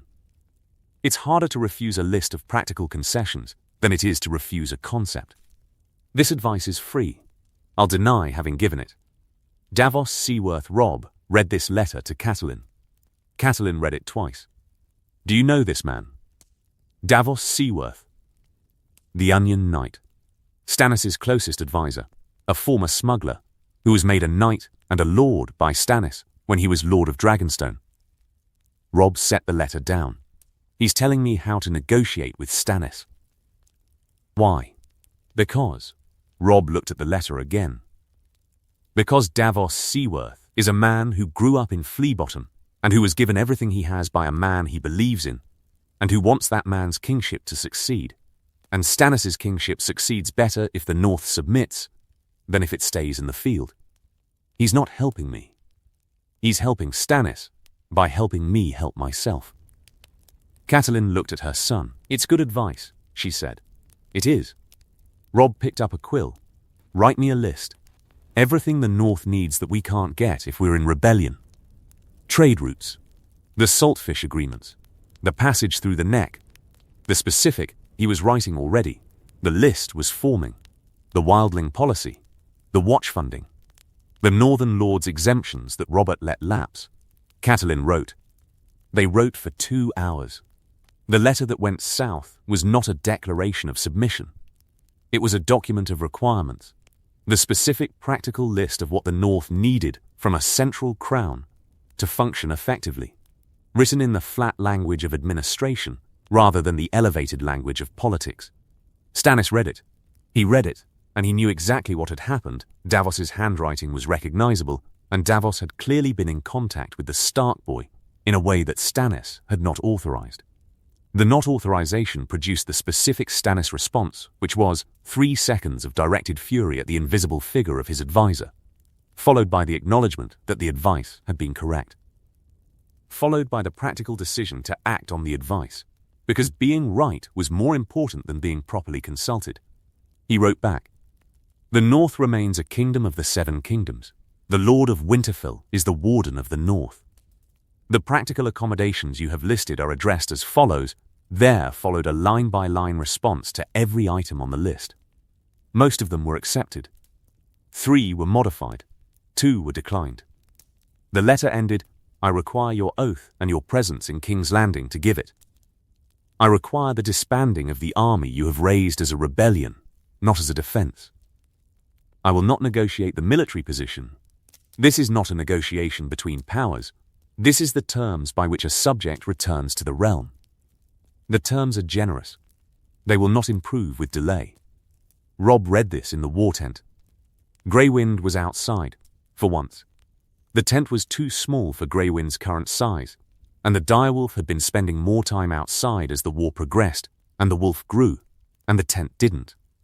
He accepted almost everything, Catelyn said. He accepted almost everything, Robb agreed. The oath. In person, yes, he wants the public submission. The ceremony. He wants the thing that makes it real. The legal ceremony that turns the negotiated terms into the official position. Robb looked at the letter. I'd want the same thing. You're going to go. I'm going to go. Robb, I'm going to go, and I'm going to give the oath, and I'm going to bring the army home, and the North is going to be the North, not a kingdom, not a rebellion. The North. He folded the letter. That's enough. That's what we needed. Sansa and Arya are coming home. That's in the terms. It's the second item on the list. He held her gaze. I put it second, after the saltfish. Catelyn looked at her son. She thought, he is 17 years old, and he has been fighting a war for a year, and he hasn't lost a battle. And he is making the right decision, the hard-to-make decision, the stark decision that required surrendering the crown in exchange for the kingdom. Your father would be proud, she said. My father would say, You should have surrendered the crown the day Stannis won the throne. Robb almost smiled. Almost. He would be right. I should have. I was holding it because I didn't want to let go. He stood. The holding was expensive. Time to put it down. He sent the letter. The war in the south was over. The oath, King's Landing. 300-acre Robb Stark came to King's Landing in autumn. He came without an army. The army had been sent home, bannermen released to their castles and their harvests, and the specific domestic urgencies of northern life that war had been interrupting. He came with a retinue of 50 men, enough to be the escort of a lord, and not enough to be the vanguard of an invasion. He rode through the city gates. King's Landing was still King's Landing. The smell, the noise, the specific claustrophobic density of the city that was always disorienting to northerners who had grown up in the wide spaces where a man could see to the horizon in every direction. But it was different too. The banners were Baratheon black and gold.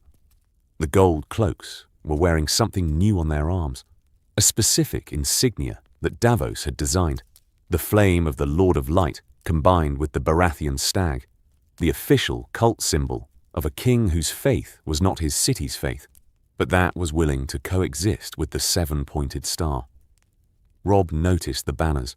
He noticed the flags and the city's state, better maintained than he'd expected, the streets cleaner, the food markets open and stocked with the Tyrol grain that had been flowing steadily since Olenna had arranged the grain supply as her submission gift. The city was not happy. He could feel that, the specific atmospheric quality of a city that is functioning under constraint, that is orderly in the way that things are orderly when the disorder has been suppressed rather than resolved. But it was functional. It was alive. It was not burning. Stannis received him in the throne room. Robb had never been to King's Landing. He had grown up with his father's careful description of it. The heat, the smell, the politics, the specific collection of beautiful and rotten things that the city contained in equal measure. He had heard about the Iron Throne his entire life. He had not expected it to be ugly. It was very ugly. He knelt in front of it. The kneeling it cost him. He could feel it in his knees, which was absurd because the floor was stone, and the cost was not in the stone. The cost was in the act, in the specific physical symbol of a 16-year-old lord surrendering a claim that he had held for a year, and that had cost him men and time, and the specific childhood that you were supposed to have, but that you sometimes didn't, because the world required you to grow up before you were ready. I, Robb Stark, Lord of Winterfell and Warden of the North, swear fealty to Stannis of the House Baratheon, first of his name, King of the Andals and the Rhoynar and the First Men, Lord of the Seven Kingdoms, Protector of the Realm. His voice was even. He had practiced it. The evenness was the thing he was most proud of because the evenness had required the most work. Stannis looked at him. Something in the look, not warmth. Stannis did not do warmth in throne rooms, but the specific Stannis acknowledgement, the recognition of a man who had held a thing and given it up cleanly, which Stannis respected the way he respected all difficult things done correctly. "Rise," Stannis said. Robb rose. "Your father was an honest man," Stannis said. "An honest man in a dishonest city. He paid for it." "Yes." "I intend to make the city less dishonest. The paying for it will be more evenly distributed." He looked at Robb. "Your sisters are in the rooms below. They'll be brought to you." Something moved across Robb's face that was not suited for a formal reception and that he could not prevent. The specific thing that happened when a person had been holding a fear for a long time, and the fear was suddenly, definitively, resolved. "Thank you," he said. "Thank the law," Stannis said. "The law says hostages are returned when the terms are met. The terms were met. The law operates." Davos, standing to the left of the throne, looked at his king. He said nothing. He thought, Stannis, You old stone. You're kind. You won't say so. But you are. He thought, that's going to be all right. Shireen. The princess arrives. Shireen came to King's Landing 5 weeks after the city fell. She came because Stannis sent for her. Not immediately, not on the first day, but after the city was under sufficient control that a child could travel from Dragonstone to the capital without the specific dangers of a city still processing occupation. She came with Selise and a retinue, and Patchface, who had been her companion since before she could remember, and whose riddles she had long since catalogued. The city saw her from the walls. 9 years old.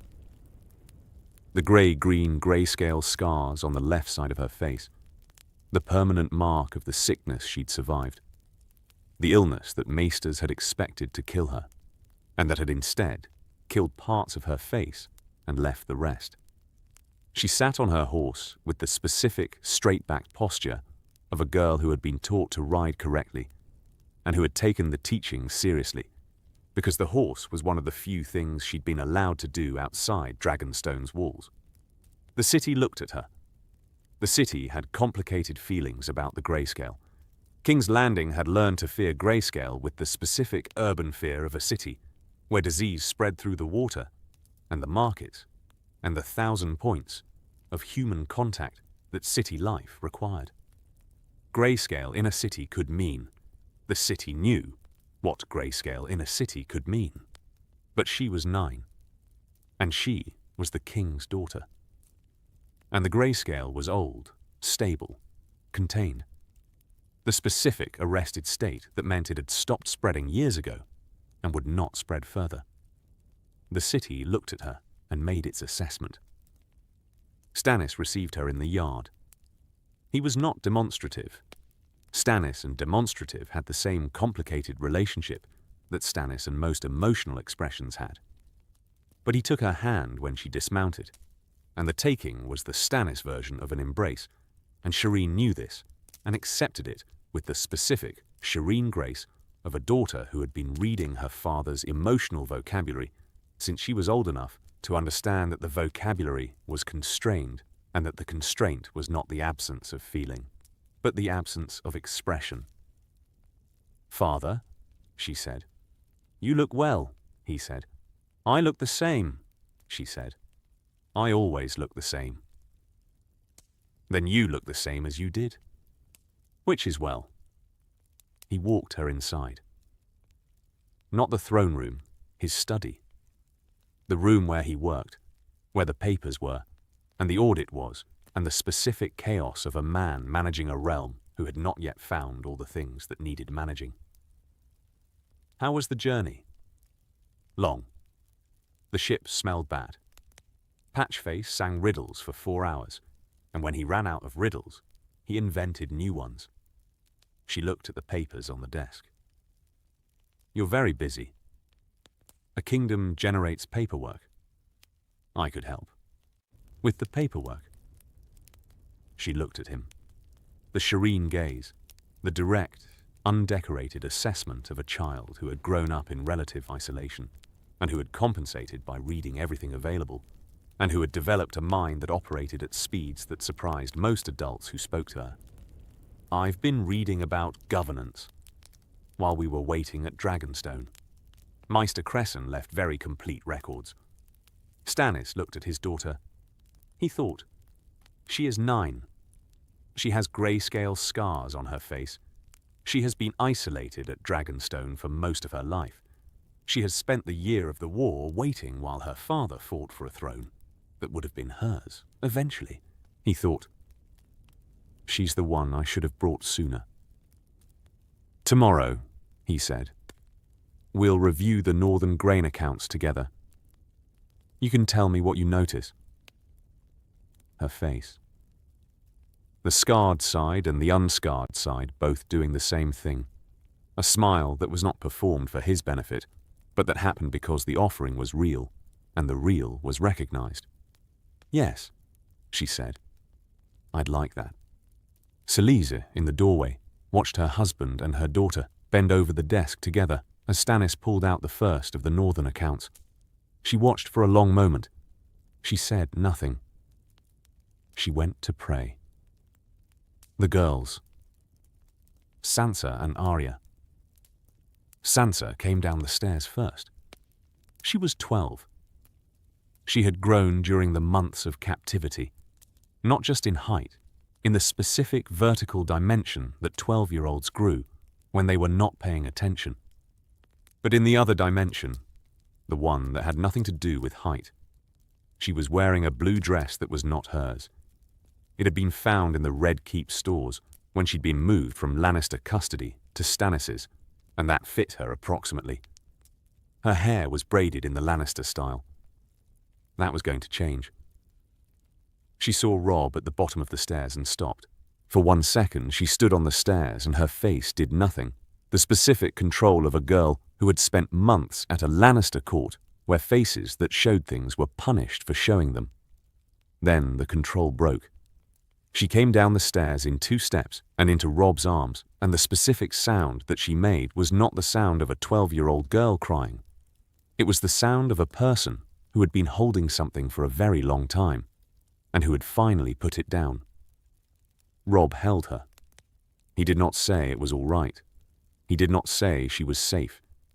He held her, and his face was doing something that was not appropriate for the throne room anteroom where they were standing, and that he was not managing because there are limits to what management can ask of a person. Arya came down the stairs 4 minutes later. She was 10. She was wearing the wrong size clothes. She had a bruise above her left eye that was turning yellow at the edges, which meant it was old enough to be from before Stannis' men had taken custody of her. She came down the stairs the way she did everything, with momentum, as if standing still was an affront to physics. She hit Robb with both arms and the impact was visible. "Where were you?" she said, into his shoulder. "Where were you? Where were you? Where were you?" "I'm here," he said. "You took so long. You took so long." "I know.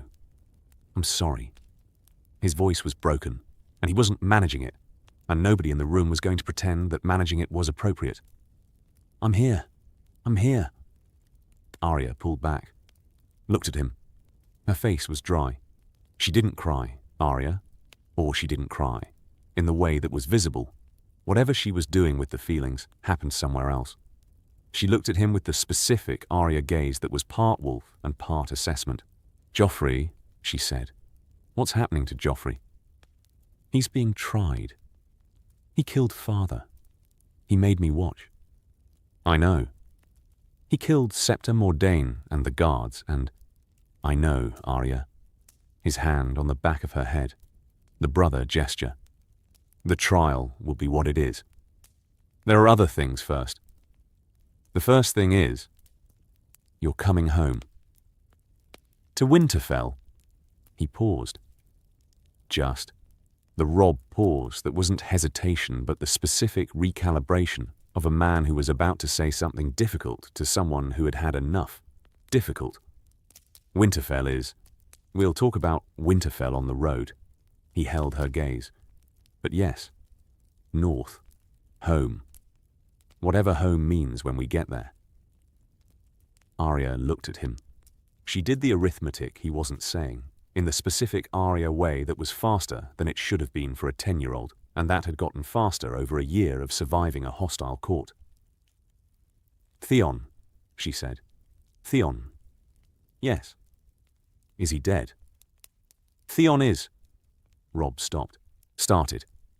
"We'll talk on the road."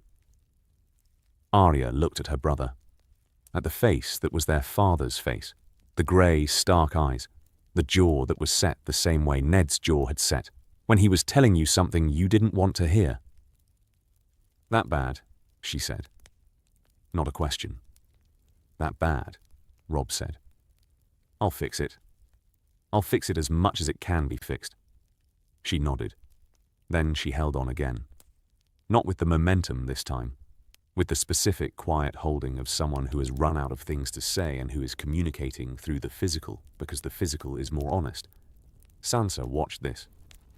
Sansa, with her Lannister braid and her court manner, and her 12-year-old eyes that had spent a year in one of the most politically dangerous places in the world, and that had emerged seeing things those eyes should not have had to see.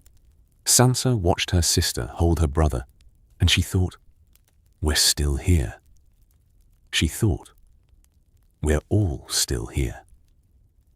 She put her hand on Robb's arm. He covered it with his. The three of them stood in the anteroom of the Red Keep in the city that had killed their father, and that was now the city of a different king. And they were together. And together was the thing that had been missing for a year, and that was, in this moment, in this room, restored. Not repaired. Restored. Different from how it had been. Everything was different from how it had been. But present. Breathing. Real. Tywin and Tyrion. The meeting that wasn't. Tywin came to the Red Keep on the 5th day, and Tyrion was not at the gate to receive him. This was deliberate. Not out of spite. Tyrion had moved past spite, or told himself he had, which was not the same thing but was close enough for functional purposes. It was deliberate because Tyrion had calculated that the first meeting between himself and his father, after the specific events of the past months, was a meeting that should not have any witnesses and that should not occur in a space that either man would read as the other's home territory. He sent Bronn. Bronn had survived the Blackwater because Bronn survived everything, having developed over decades of sellsword work the specific talent for being the least important person in any room when the room was about to become dangerous. Bronn had found Tyrion in the dungeon, and Bronn had been the first person to tell him, with the specific Bronn economy of expression, that his face was going to be interesting. "Your father's here," Bronn said. "I know." "You're not going to the gate." "I'm not going to the gate." Bronn looked at him with the assessment that was Bronn's version of concern, which was evaluating whether the situation was going to cost him something. The new king doesn't know, and won't unless you tell him. Tyrion looked at him. "Tell him." "I wasn't planning to." Bronn sat on the edge of the desk. "You're going to have to talk to your father eventually." Eventually is a very large word. It can hold almost anything. He submitted. His daughter is in the maiden vault. His grandson is on trial. He bent the knee to a man he spent 2 years trying to keep off the throne. Even for Tywin Lannister, that's a cost. It is. And you're going to let him feel it for a bit before you. I'm going to let him feel it for exactly as long as it takes for me to figure out what I want from the conversation. Tyrion was at the window. The city below, the specific King's Landing view from the Red Keep that he had been seeing his whole life, and that was now filtered through the understanding that the city's governance had changed, and that the change had happened partly because of him. He let me sit in a dungeon for weeks. He was negotiating. He was calculating. There's a difference. Calculating doesn't require sentiment. Negotiating involves at least the performance of it. He turned. He sent no word, no message, no assurance, nothing. He arrived at the gates on his own schedule for his own reasons, and the reasons were family in the specific way that Tywin Lannister means family, which is assets and liabilities and the positioning of one against the other. Bronn said nothing. He had a specific gift for silence at moments when silence was the appropriate response. "I'll meet him," Tyrion said. "Tomorrow. In the market. Not in the castle." "Why the market?" "Because in the market neither of us is home." He looked at the window. "And because I want to look at him in a place where he can see what the city looks like without his family on the throne. The city should be educational for him." Tywin, when Bronn passed him the message, read it with his face doing nothing. He came to the market. They met at a stall that sold honey cakes, Tyrion's specific choice, carrying the specific meaning of a man choosing a childish food for a meeting with his father in a deliberate act of either comfort or mockery. Tywin ate nothing. Tyrion ate 2 honey cakes and watched his father watch the market. "You look smaller," Tyrion said. "You look injured." "I am injured. Someone tried to kill me during the battle. One of Cersei's men." "I know." "Do you?" "I know most things." Tywin looked at him. "You cooperated with Stannis." "I was helpful, in the specific ways that were available to me." Tyrion ate the second honey cake. "The city is better run than it was under my administration. The books are balanced. The debt is being paid. The governance is rigid, but functional. He has no political sense. He has Davos Seaworth. Who has the political sense that Stannis lacks and who applies it on Stannis' behalf? The combination is effective." He looked at his father. "You're going to say you could do it better." "I could." "You could. And you made the offer, and he considered it, and he declined it." Tyrion held the gaze. "How does it feel?" Tywin said nothing. "Being on the outside. Having the ability and not the position. Being consulted and then overruled." He kept looking at his father. "I've been on the outside my whole life. I am curious what it feels like from a different starting point." "This conversation," Tywin said, "is not useful. This conversation is the most honest one we've ever had." Tyrion set down the honey cake wrapper. "You left me in a dungeon. You didn't know if I'd live. You didn't send word. I knew you'd live. You're difficult to kill." "That's not..." Tyrion stopped, started. "That's not the point, and you know it." "The point," Tywin said, "is that the situation required managing, and I managed it in the order that the order required. Your welfare was a variable, I know. I am always a variable in your calculations. A factor, sometimes a useful one, often an embarrassing one. Never." He stopped. He was not going to say the word. The word was there. The word that he had been not saying his entire life in conversations with his father. The word that lived in the space between what Tywin gave and what Tyrion had needed. He said, "Never a son." Tywin looked at him. The silence between them was the length of 45 years. "You are a Lannister," Tywin said. "What you've done here, the defense, the cooperation with the new regime, the assistance with the transition, that is Lannister. That is what the name means when it functions correctly." "I know." Tyrion stood. "That's the closest you'll ever come to saying something kind, and I'll take it." He looked at his father. "The hand position is closed. Stannis won't appoint you. I told him why, and he agreed with the why. And you should know that I was the one who explained it to him." "You undermined," I advised honestly. "He made the decision. That's what I do now." Tyrion looked at the market, at the city, at King's Landing in the autumn light, functioning, imperfect, alive. "Go home, father. To the Rock. Run the Westerlands. Pay the crown debt. Be what you're good at being." He paused. "We are still Lannisters. The name still means something. Let's not waste what's left of it." He walked away. Tywin watched him go. He stood in the market for a long time. He ate nothing.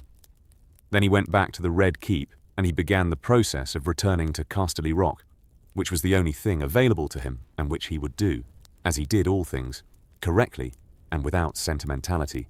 Joffrey. What the law produced. The trial of Joffrey Waters, which was what the court now called him. The name of the bastard's bastard status. The Waters name that bastards in the Crownlands received the way northern bastards received snow, was the most watched proceeding in King's Landing since the Targaryens fell. The city crowded the streets around the sept. Not because they loved Stannis. The city's complicated feelings about Stannis had not resolved into love in the month since the battle. But because the proceedings were the specific kind of public spectacle that 500,000 people had an instinct for, the trial of a king's son, the public dismantling of the claim that had been the legal fiction of the past year's governance. Joffrey sat in the defendant's chair with the expression of a 13-year-old who had rehearsed contempt and was finding that contempt was harder to maintain when the room contained no one who was afraid of him. He had been difficult. This was the consensus among everyone who had interacted with him during the weeks of confinement, Stannis' guards, the maester assigned to him, the servants who brought his food. Difficult in the specific way that people were difficult when they had been powerful and who found the removal of the power more intolerable than any physical privation. He had broken things. He had screamed at the guards. He had sent Tommen away from their shared chamber in a rage that had lasted 3 days and that had produced the specific bruise on Tommen's arm that Stannis had documented when the guards reported it. The documentation was now part of the evidence. The charges against Joffrey Waters were not the charges against Cersei. Cersei's charges were about origin and parentage. Joffrey's charges were about what he had done with the power he'd held fraudulently. The specific list of orders, decisions, and acts that fell under the heading of what a bastard pretending to be king could be held accountable for. Ned Stark's execution headed the list. This was Tyrion's contribution to the Joffrey case specifically. He had brought the Pycelle correspondence for the Cersei trial. He had brought the evidence for the Stark charge against Joffrey, the specific documentation of an order given by a 13-year-old boy in the Sept of Baelor, against the counsel of his hand, against the terms of an announced agreement, against the law's provision for mercy in cases of confessed traitors.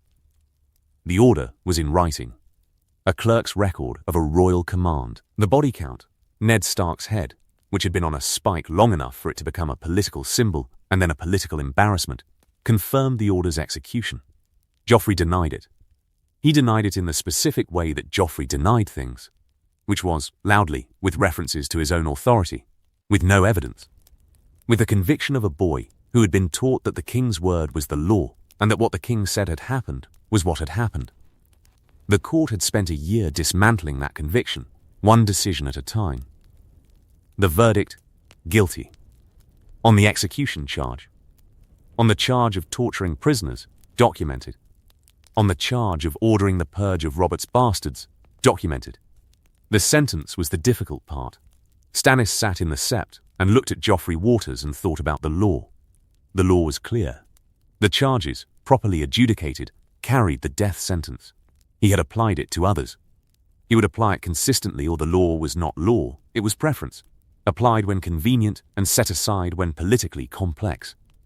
He was not willing to apply the law as preference. He was also looking at a 13-year-old boy. Not the crimes, not the king. The 13-year-old boy who was sitting in the defendant's chair and who was, underneath the contempt and the performed bravery, frightened in the specific way that 13-year-old boys were frightened when they were finally, inescapably confronted with consequences. Stannis had a daughter. Shireen was 9. He had not seen her in months. She was at Dragonstone, with Selyse, the specific quarantine of a child whose face carried the scars of grayscale and who was therefore kept from court, not out of shame, not really, but out of the specific parental helplessness of not knowing what to do with a daughter who was brilliant and isolated and sick. He looked at Joffrey. He thought, this boy is not my daughter. This boy ordered the death of a good man. This boy tortured prisoners for entertainment. This boy is 13 years old, and he is also a monster, and the monster and the 13-year-old are the same person. He thought, what does the law require? The law required death. He thought, what does justice require? He did not know. He had been ruling for 3 months, and in 3 months he had learned that ruling was not the application of law to situations. Ruling was the specific, agonizing process of finding the place where law and human reality intersected and trying to do the right thing in the intersection. He had not expected it to be this hard. He had expected it to be hard in the ways that war was hard, the specific, physical, tactical hardness of battles and sieges and the management of armies. Not this. Not a 13-year-old boy in a chair who had done terrible things and who was also terrible in the way that human beings were sometimes terrible when they were given power before they understood what power meant. He announced the sentence, not death, confinement, until his majority. At that time, review. The law's death sentence deferred to the specific provision that allowed for age to be considered as a mitigating factor in capital cases. It was not a provision he had used before. It was in the law. He was using it. The city outside the sept heard the sentence. The city was not satisfied. The city wanted blood. King's Landing always wanted blood when it was in the mood for blood, and the year of Joffrey had put it in the mood. The sentence was not blood.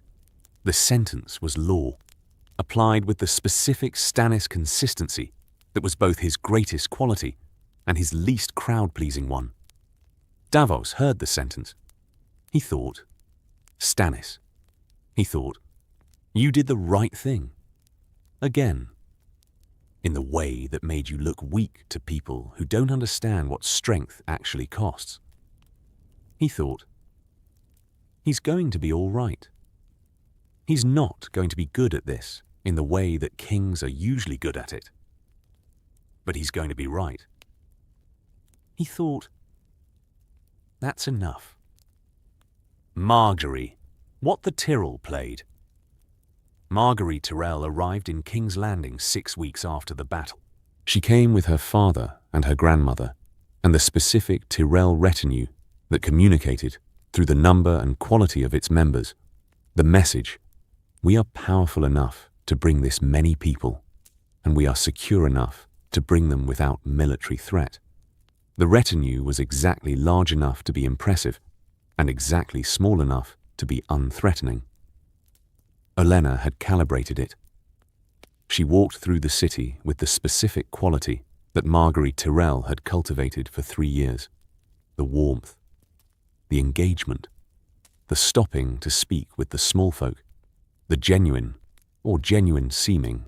The performance was indistinguishable from the real by any available external measure. Interest in the people she met, and the lives they led, and the problems they had. The city noticed. The city that had been sullen about Stannis was not sullen about Margaery. The city could not be sullen about Margaery, because Margaery was skilled at the specific art of being impossible to be sullen about. Davos watched this from the wall. He watched Margaery Tyrell walk through the flea-bottom streets with a basket of bread that she had arranged to have provided, and that she was personally distributing with the specific performance of generosity that was both genuine and calculated. And he thought, this woman is dangerous. Not to Stannis. Stannis was not vulnerable to the specific thing Margaery was offering, but to the political arrangement that Stannis was building. Because the political arrangement needed the city's tolerance, and Margaery was capable of producing something much more powerful than tolerance. He went to Stannis. The Tyrell girl is in Flea Bottom, he said. I know. She's distributing bread. I know. The city is receiving it, warmly. Davos sat. More warmly than the city has received anything from the crown in 3 months. Stannis looked at him. You're going to tell me to use her. I'm going to tell you she's already using herself, and the question is whether you make the arrangement formal or you let her operate independently, which is worse. She wants something. She wants the same thing her grandmother arranged the grain supply to get. A position, a formal alliance. The Tyrell connection to the crown made visible and useful for both sides. Davos held the gaze. There's a simple version. I have a queen. I know. That's not the simple version. He paused. Your heir. Stannis was still. Selyse can't. He stopped. The specific Stannis stop at the word Selyse, the word that contained everything that was complicated between Stannis and his marriage, the faith, the childbirth history, the specific dynamic of a couple who were aligned in their beliefs and misaligned in their temperaments, and who had produced one child, Shireen, and who had not produced others. Tommen, Davos said. Stannis looked at him. Tommen is 8. He's not your blood, I know. But he's Cersei's boy, and not Joffrey, and everyone who meets him reports back the same thing. He's kind. He's gentle. He cries when animals are hurt. Davos spread his hands. You have an air problem. You have a city problem. Marguerite Tyrrell, walking through Flea Bottom with bread, is a solution to the city problem. Tommen is, potentially, a solution to the air problem if you decide he's worth the political move. Tommen is a bastard. Tommen is a bastard by blood. Whether he remains so is a legal question. The same law that made him a bastard can, under the right conditions, with the right precedent, legitimize him under a different house. House Lannister wants no part of him, given the trial. House Baratheon is available. He let the thought sit. I'm not recommending this. I'm noting the possibility. Stannis was quiet for a long time. If I legitimize Tommen as a Baratheon, you convert a political liability into an heir. You give the Lannister connection a face that is not Cersei's face. You give the city a child they can be fond of, and the North a king who has no personal grudges. Davos paused. Tywin Lannister will hate it. That's a point in its favor. It is, Davos said. The Tyrell marriage would be Margaery's second betrothal. First Renly, then Joffrey, now Tommen. The Tyrells are committed to the throne, the specific throne, whoever's on it. I don't trust them. You don't need to trust them. You need them to need you. That's different. Trust is for Davos Seaworth and people like him. The Tyrells don't trust either, they calculate. As long as the calculation keeps going your way, they'll keep going your way. Stannis drummed his fingers on the desk. He said, arrange a meeting with the grandmother. Not the girl. The grandmother is the one I'm actually negotiating with. Davos nodded. He stood to leave. Davos? Yes. About Tommen. Before I decide, how is he? The words came out with the specific Stannis difficulty of a man asking a question whose answer mattered personally and who was uncomfortable with the mattering. The boy. Frightened, confused, 8 years old, and his mother has been confined, and his brother is on trial, and everything he understood about his life is gone. Davos held the gaze. But kind. What the reports say. Genuinely kind. Without the performance. Stannis was quiet. See that he has a decent maester, he said. And better food. The confinement food is... He stopped. Better food, Davos said. Yes, your grace. He left with the specific feeling he had when Stannis did the human thing, the thing underneath the law and the principle and the stone face, the feeling that was not surprise, not anymore, but satisfaction, the feeling of watching someone be the person they were under the person they showed. Melisandre, the Red Faith, the city, the Lord of Light Temple opened in the 3rd month. Not the Great Temple. There was no Great Temple. Melisandre had not proposed one. She had proposed a modest building near the harbour, a converted warehouse that had been cleaned and lit with 100 fires, and that contained, in its converted interior, the specific warmth of a place devoted to fire and to the god who was the fire. The city received this with the specific King's Landing mixture of curiosity and suspicion. The city worshipped the Seven, or it said it did. The temples were patronized with the specific obligatory frequency that urban faith required, and that expressed itself more in the keeping of holidays than in any deep theological commitment. A new faith was interesting the way new things were interesting. The conversions were slow, then not slow. The fishermen and the sailors came first, the people whose work put them near the water and near the fires, and who had specific practical reasons to find meaning in a religion that organized itself around light in the darkness. Then the dock workers. Then the people of Flea Bottom, who had more reasons than most to want a god who promised that the darkness would not win. Davos watched this with the specific Davos complicated feeling. He had lost his son to this faith. Mathos had believed and had died. The believing had not protected him. This was the core of Davos's problem with the faith. Not the theology, he had no strong theology of his own, but the specific empirical failure of a god whose followers were not demonstrably better protected than anyone else. He went to the temple, not to worship, to observe. He went and he sat in the back and he watched a dozen people sit in the warmth of the fires and listen to Melisandre speak. She was good at this, the speaking. The specific quality of a preacher who had been preaching in different languages in different countries for 20 years and who had developed the craft. She spoke about the darkness, about what the darkness was, about what was coming from beyond the wall, which was known now, publicly, through the ravens that had come south and that Stannis had made no attempt to suppress. She spoke about what the Lord of Light would do when the darkness came. Davos sat in the back. He thought about Mathos. He thought, my son believed in this. My son died believing in this. My son would be here, in this temple, listening to this woman, and the listening would be genuine for him in a way that it is not for me. He thought, maybe that's enough. Maybe the believing is the thing, regardless of whether the thing believed is real.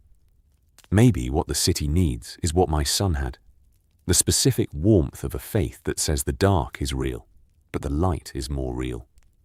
He thought, I still don't trust her. But I don't trust many people, and the ones I trust are the ones I've tested.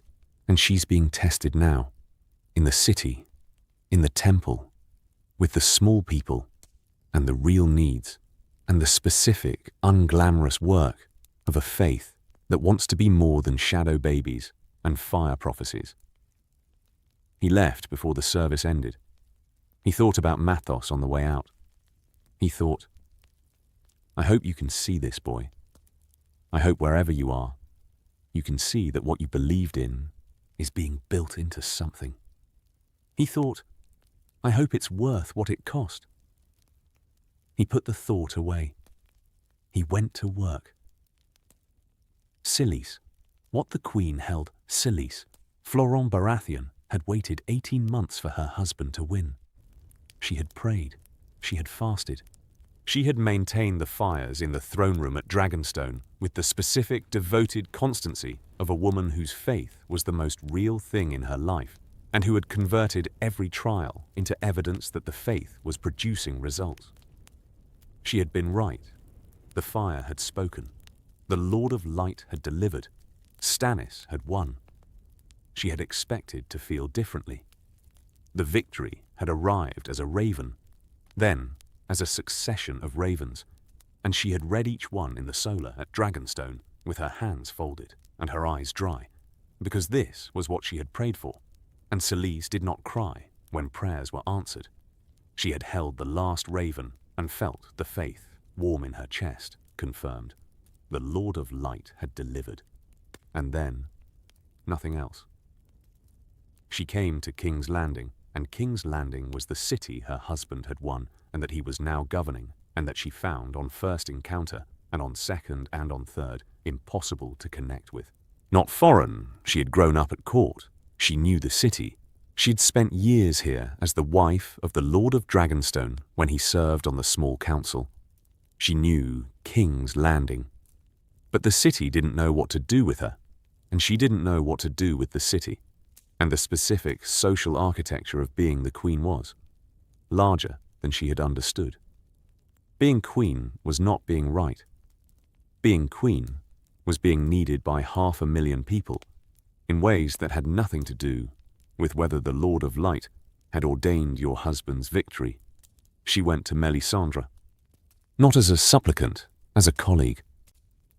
The specific relationship between Celise and Melisandre was not the relationship that the court assumed, which was devotee and prophet, follower and leader. It was peer faith, the specific quality of two women who had both organized their inner lives around the Lord of Light and who were now occupying adjacent positions in a kingdom that the Lord had delivered and that required more than faith to govern. "He's distracted," Selyse said. She was in Melisandre's rooms, Cersei's old solar, still. Melisandre had made small changes to it, the fires, always the fires, 3 of them burning in a room that was warm in a way that Selyse found comforting and Stannis found excessive. "He's governing," Melisandre said. "He's governing and he's not." Selyse stopped, chose words. Selyse was not always careful with words. She said what she meant with the specific bluntness of a woman who had been educated to be clear rather than to be politic. "He's not here. He's in the accounts and the letters and the city watch reports. He is physically present in the Red Keep, and he is effectively somewhere else. That is what rulership is. I know what rulership is. I watched him prepare for it for 2 years. I am not asking for his attention. I am asking," she held Melisandre's gaze, "I am asking whether the kingdom takes the man, whether what we fought for is worth what it costs him." Melisandre looked at her, the 2 women, the queen and the priestess, the true believer and the instrument, the faith and the fire. "He is doing what the Lord requires," Melisandre said. "He's doing what any competent man with principles would do." Selyse's voice wasn't unkind, but it was direct in the way that Selyse was always direct. The Lord of Light won the battle for him. What Stannis is doing with the kingdom is Stannis, not the Lord, Stannis. Is there a difference? There is always a difference. The Lord provides the means. The man provides the character. Stannis's character is... She looked at the fire. "He is doing it correctly. I know that. I see the accounts and the letters and the governance, and he is doing it correctly. I wanted to ask you..." She paused. "Is it enough? Will it be enough? The Lord of Light shows you things in the fire. Can you tell me whether it is enough?" Melisandre looked into the fire. She looked for a long time. "The darkness is coming," she said. "From the north. You know this. I know this. When the darkness comes, what is needed is not warmth. It is not love. It is not the specific things that queens were usually valued for." She looked at Selyse. "What is needed is a king who will do what is required without flinching, who will apply the law, who will maintain the defense, who will send men to the wall and fund the watch and believe the ravens when the ravens say the dead are walking." "Stannis," Selyse said. "Stannis." Selyse sat with this. She sat with it the way she sat with hard things, through them rather than around them. "He needs to send for Shireen." "He already has." "Good." She stood. "She's better with him than I am. She speaks his language. The language of governance. The language of, I don't know what to call it. The language of people who say exactly what they mean and mean exactly what they say, and who find the gap between the two intolerable." She looked at the door. "It is a difficult language to learn when you were not raised in it." "You believe in him," Melisandre said. "I have always believed in him." Selyse held her gaze. "That has never been the question." She went to her rooms. She prayed. The fires burned. What the kingdom became. 301 AC. A year after the battle, the realm had a shape. Not the shape it had been. Not Robert's realm. The specific, chaotic, warm mess of a kingdom governed by a man who loved it and couldn't run it, held together by the specific gravity of a man who was impossible not to love and who was unsuited for everything that loving was supposed to get you. That realm was gone. Not the realm that Cersei had tried to maintain. The golden fiction. The performance of power built on a secret that everyone suspected and nobody could prove until they could. That realm was gone too. Its secret exposed. Its fiction burned in the sept of Baelor, with 7 judges watching. The new realm was Stannis' realm, which was different in the specific ways that Stannis was different. it was governed. Not brilliantly. Stannis was not a brilliant governor, he was a rigorous one, and rigor and brilliance were different qualities that produced different results. Rigor produced a crown that paid its debts on a schedule that Tyrion had designed and that Tywin had reluctantly endorsed. Rigor produced a city watch that was corrupt in the normal ways cities were corrupt, rather than in the spectacular ways that Joffrey's city had been corrupt. Rigor produced courts that were not entirely fair, but that were trying to be fair, which was further than courts had gotten in a generation. The Tyrells were embedded. Olenna had met with Stannis twice, and the meetings had been the specific experience that Stannis later described to Davos as the first time I've ever been in a conversation with someone who was simultaneously helping me and stealing from me, and I couldn't figure out where the boundary was. Davos had told him that was because Olenna was doing it correctly. Tommen had been legitimized as Tommen Baratheon and betrothed to Margaery, the specific transaction that gave the Tyrells the future queen they'd been working toward since Joffrey's betrothal, and that gave Stannis the heir his bloodline could not provide, and the city connection that his personality could not provide. The North was a peace. Robb Stark had given the oath and gone home, and the going home had been the specific, complicated return of a lord to a castle that was not intact. Winterfell stood, barely, the damage that Theon had done, in his brief and catastrophic seizure of it, being repaired slowly, the bones of the place standing while the flesh was rebuilt. The North was doing what the North did, enduring. The Tully family had been returned to Riverrun with Edmure as lord, the specific, quiet restorations of a Riverlands that needed stability more than it needed justice. The Wall got men. This was Davos's contribution, his specific ongoing project of pushing Stannis to take the Watch's requests seriously. 5,000 men, in addition to the Watch's existing strength, deployed from the realm's various armies into the Black Cloak. Not volunteers, assigned. The specific Stannis method of solving a staffing problem. Assign people to it and require them to go. The Night King was not concerned with the realm's political situation. The cold was building. The dead were walking. The Wall was receiving reports that Davos read with the specific feeling of a man who had heard the word winter used as an abstraction his entire life, and who was beginning to understand that the abstraction was coming for him personally. But that was the next war. This one was over. Stannis, alone. What ruling felt like.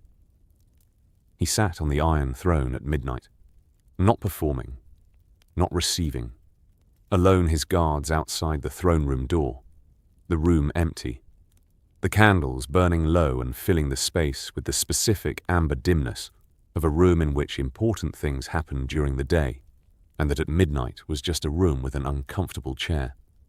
He sat and he thought about the year, the battle, Mathos Seaworth's death, Davos coming ashore, the city, the audit, Tywin at the gate, Cersei in the trial, Robb kneeling, the Tyrell girl in Flea Bottom, the temple opening, Tommen betrothed, Joffrey confined. He had not become a good king. He had not become what good kings were. He had never had the illusion that he would, that the throne would somehow produce in him the warmth and the charisma and the specific human accessibility that Robert had had. And that was, in retrospect, the only thing Robert had had that couldn't be dismissed as waste or excess. The people did not love him.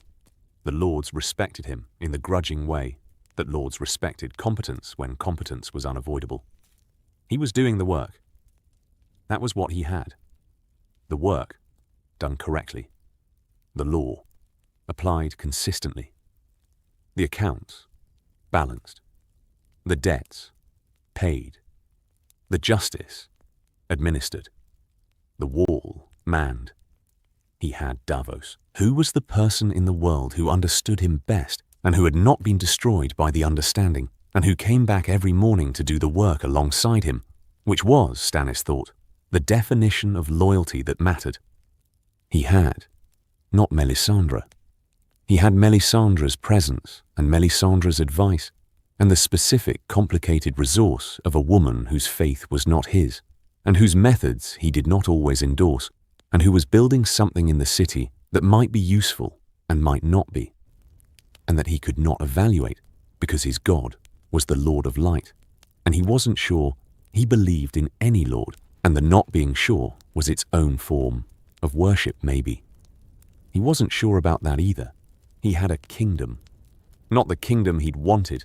No one who took a throne by force got the kingdom they'd wanted, because the wanting was abstract, and the kingdom was specific. The specific, cold management of 500,000 people's needs, 2,000 miles of coastline, a dozen great lords with interests that only occasionally aligned with the crown's, a city that would never love him, and that he would govern for its own good, whether it wanted governance or not. He sat on the Iron Throne. The throne was uncomfortable. He had never found it otherwise. It cut you if you weren't careful, and it was cold in winter, and it was symbolically loaded in ways that were exhausting and that required constant management.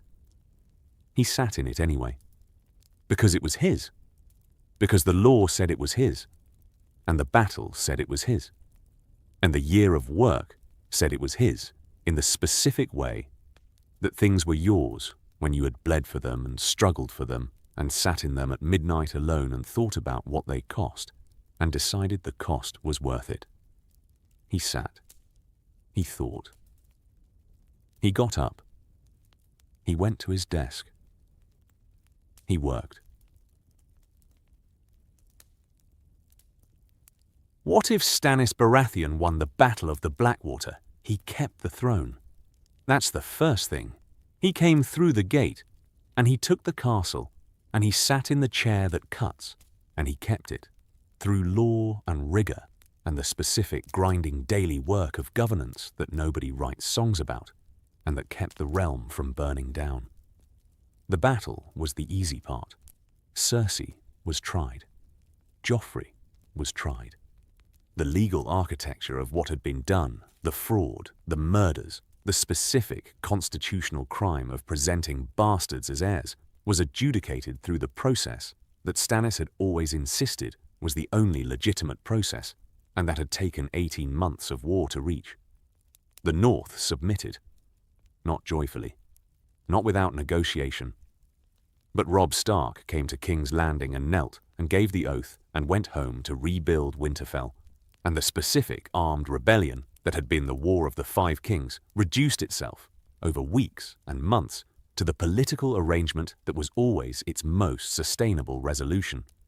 The Tyrells calculated and submitted on favourable terms. Tywin submitted and hated it.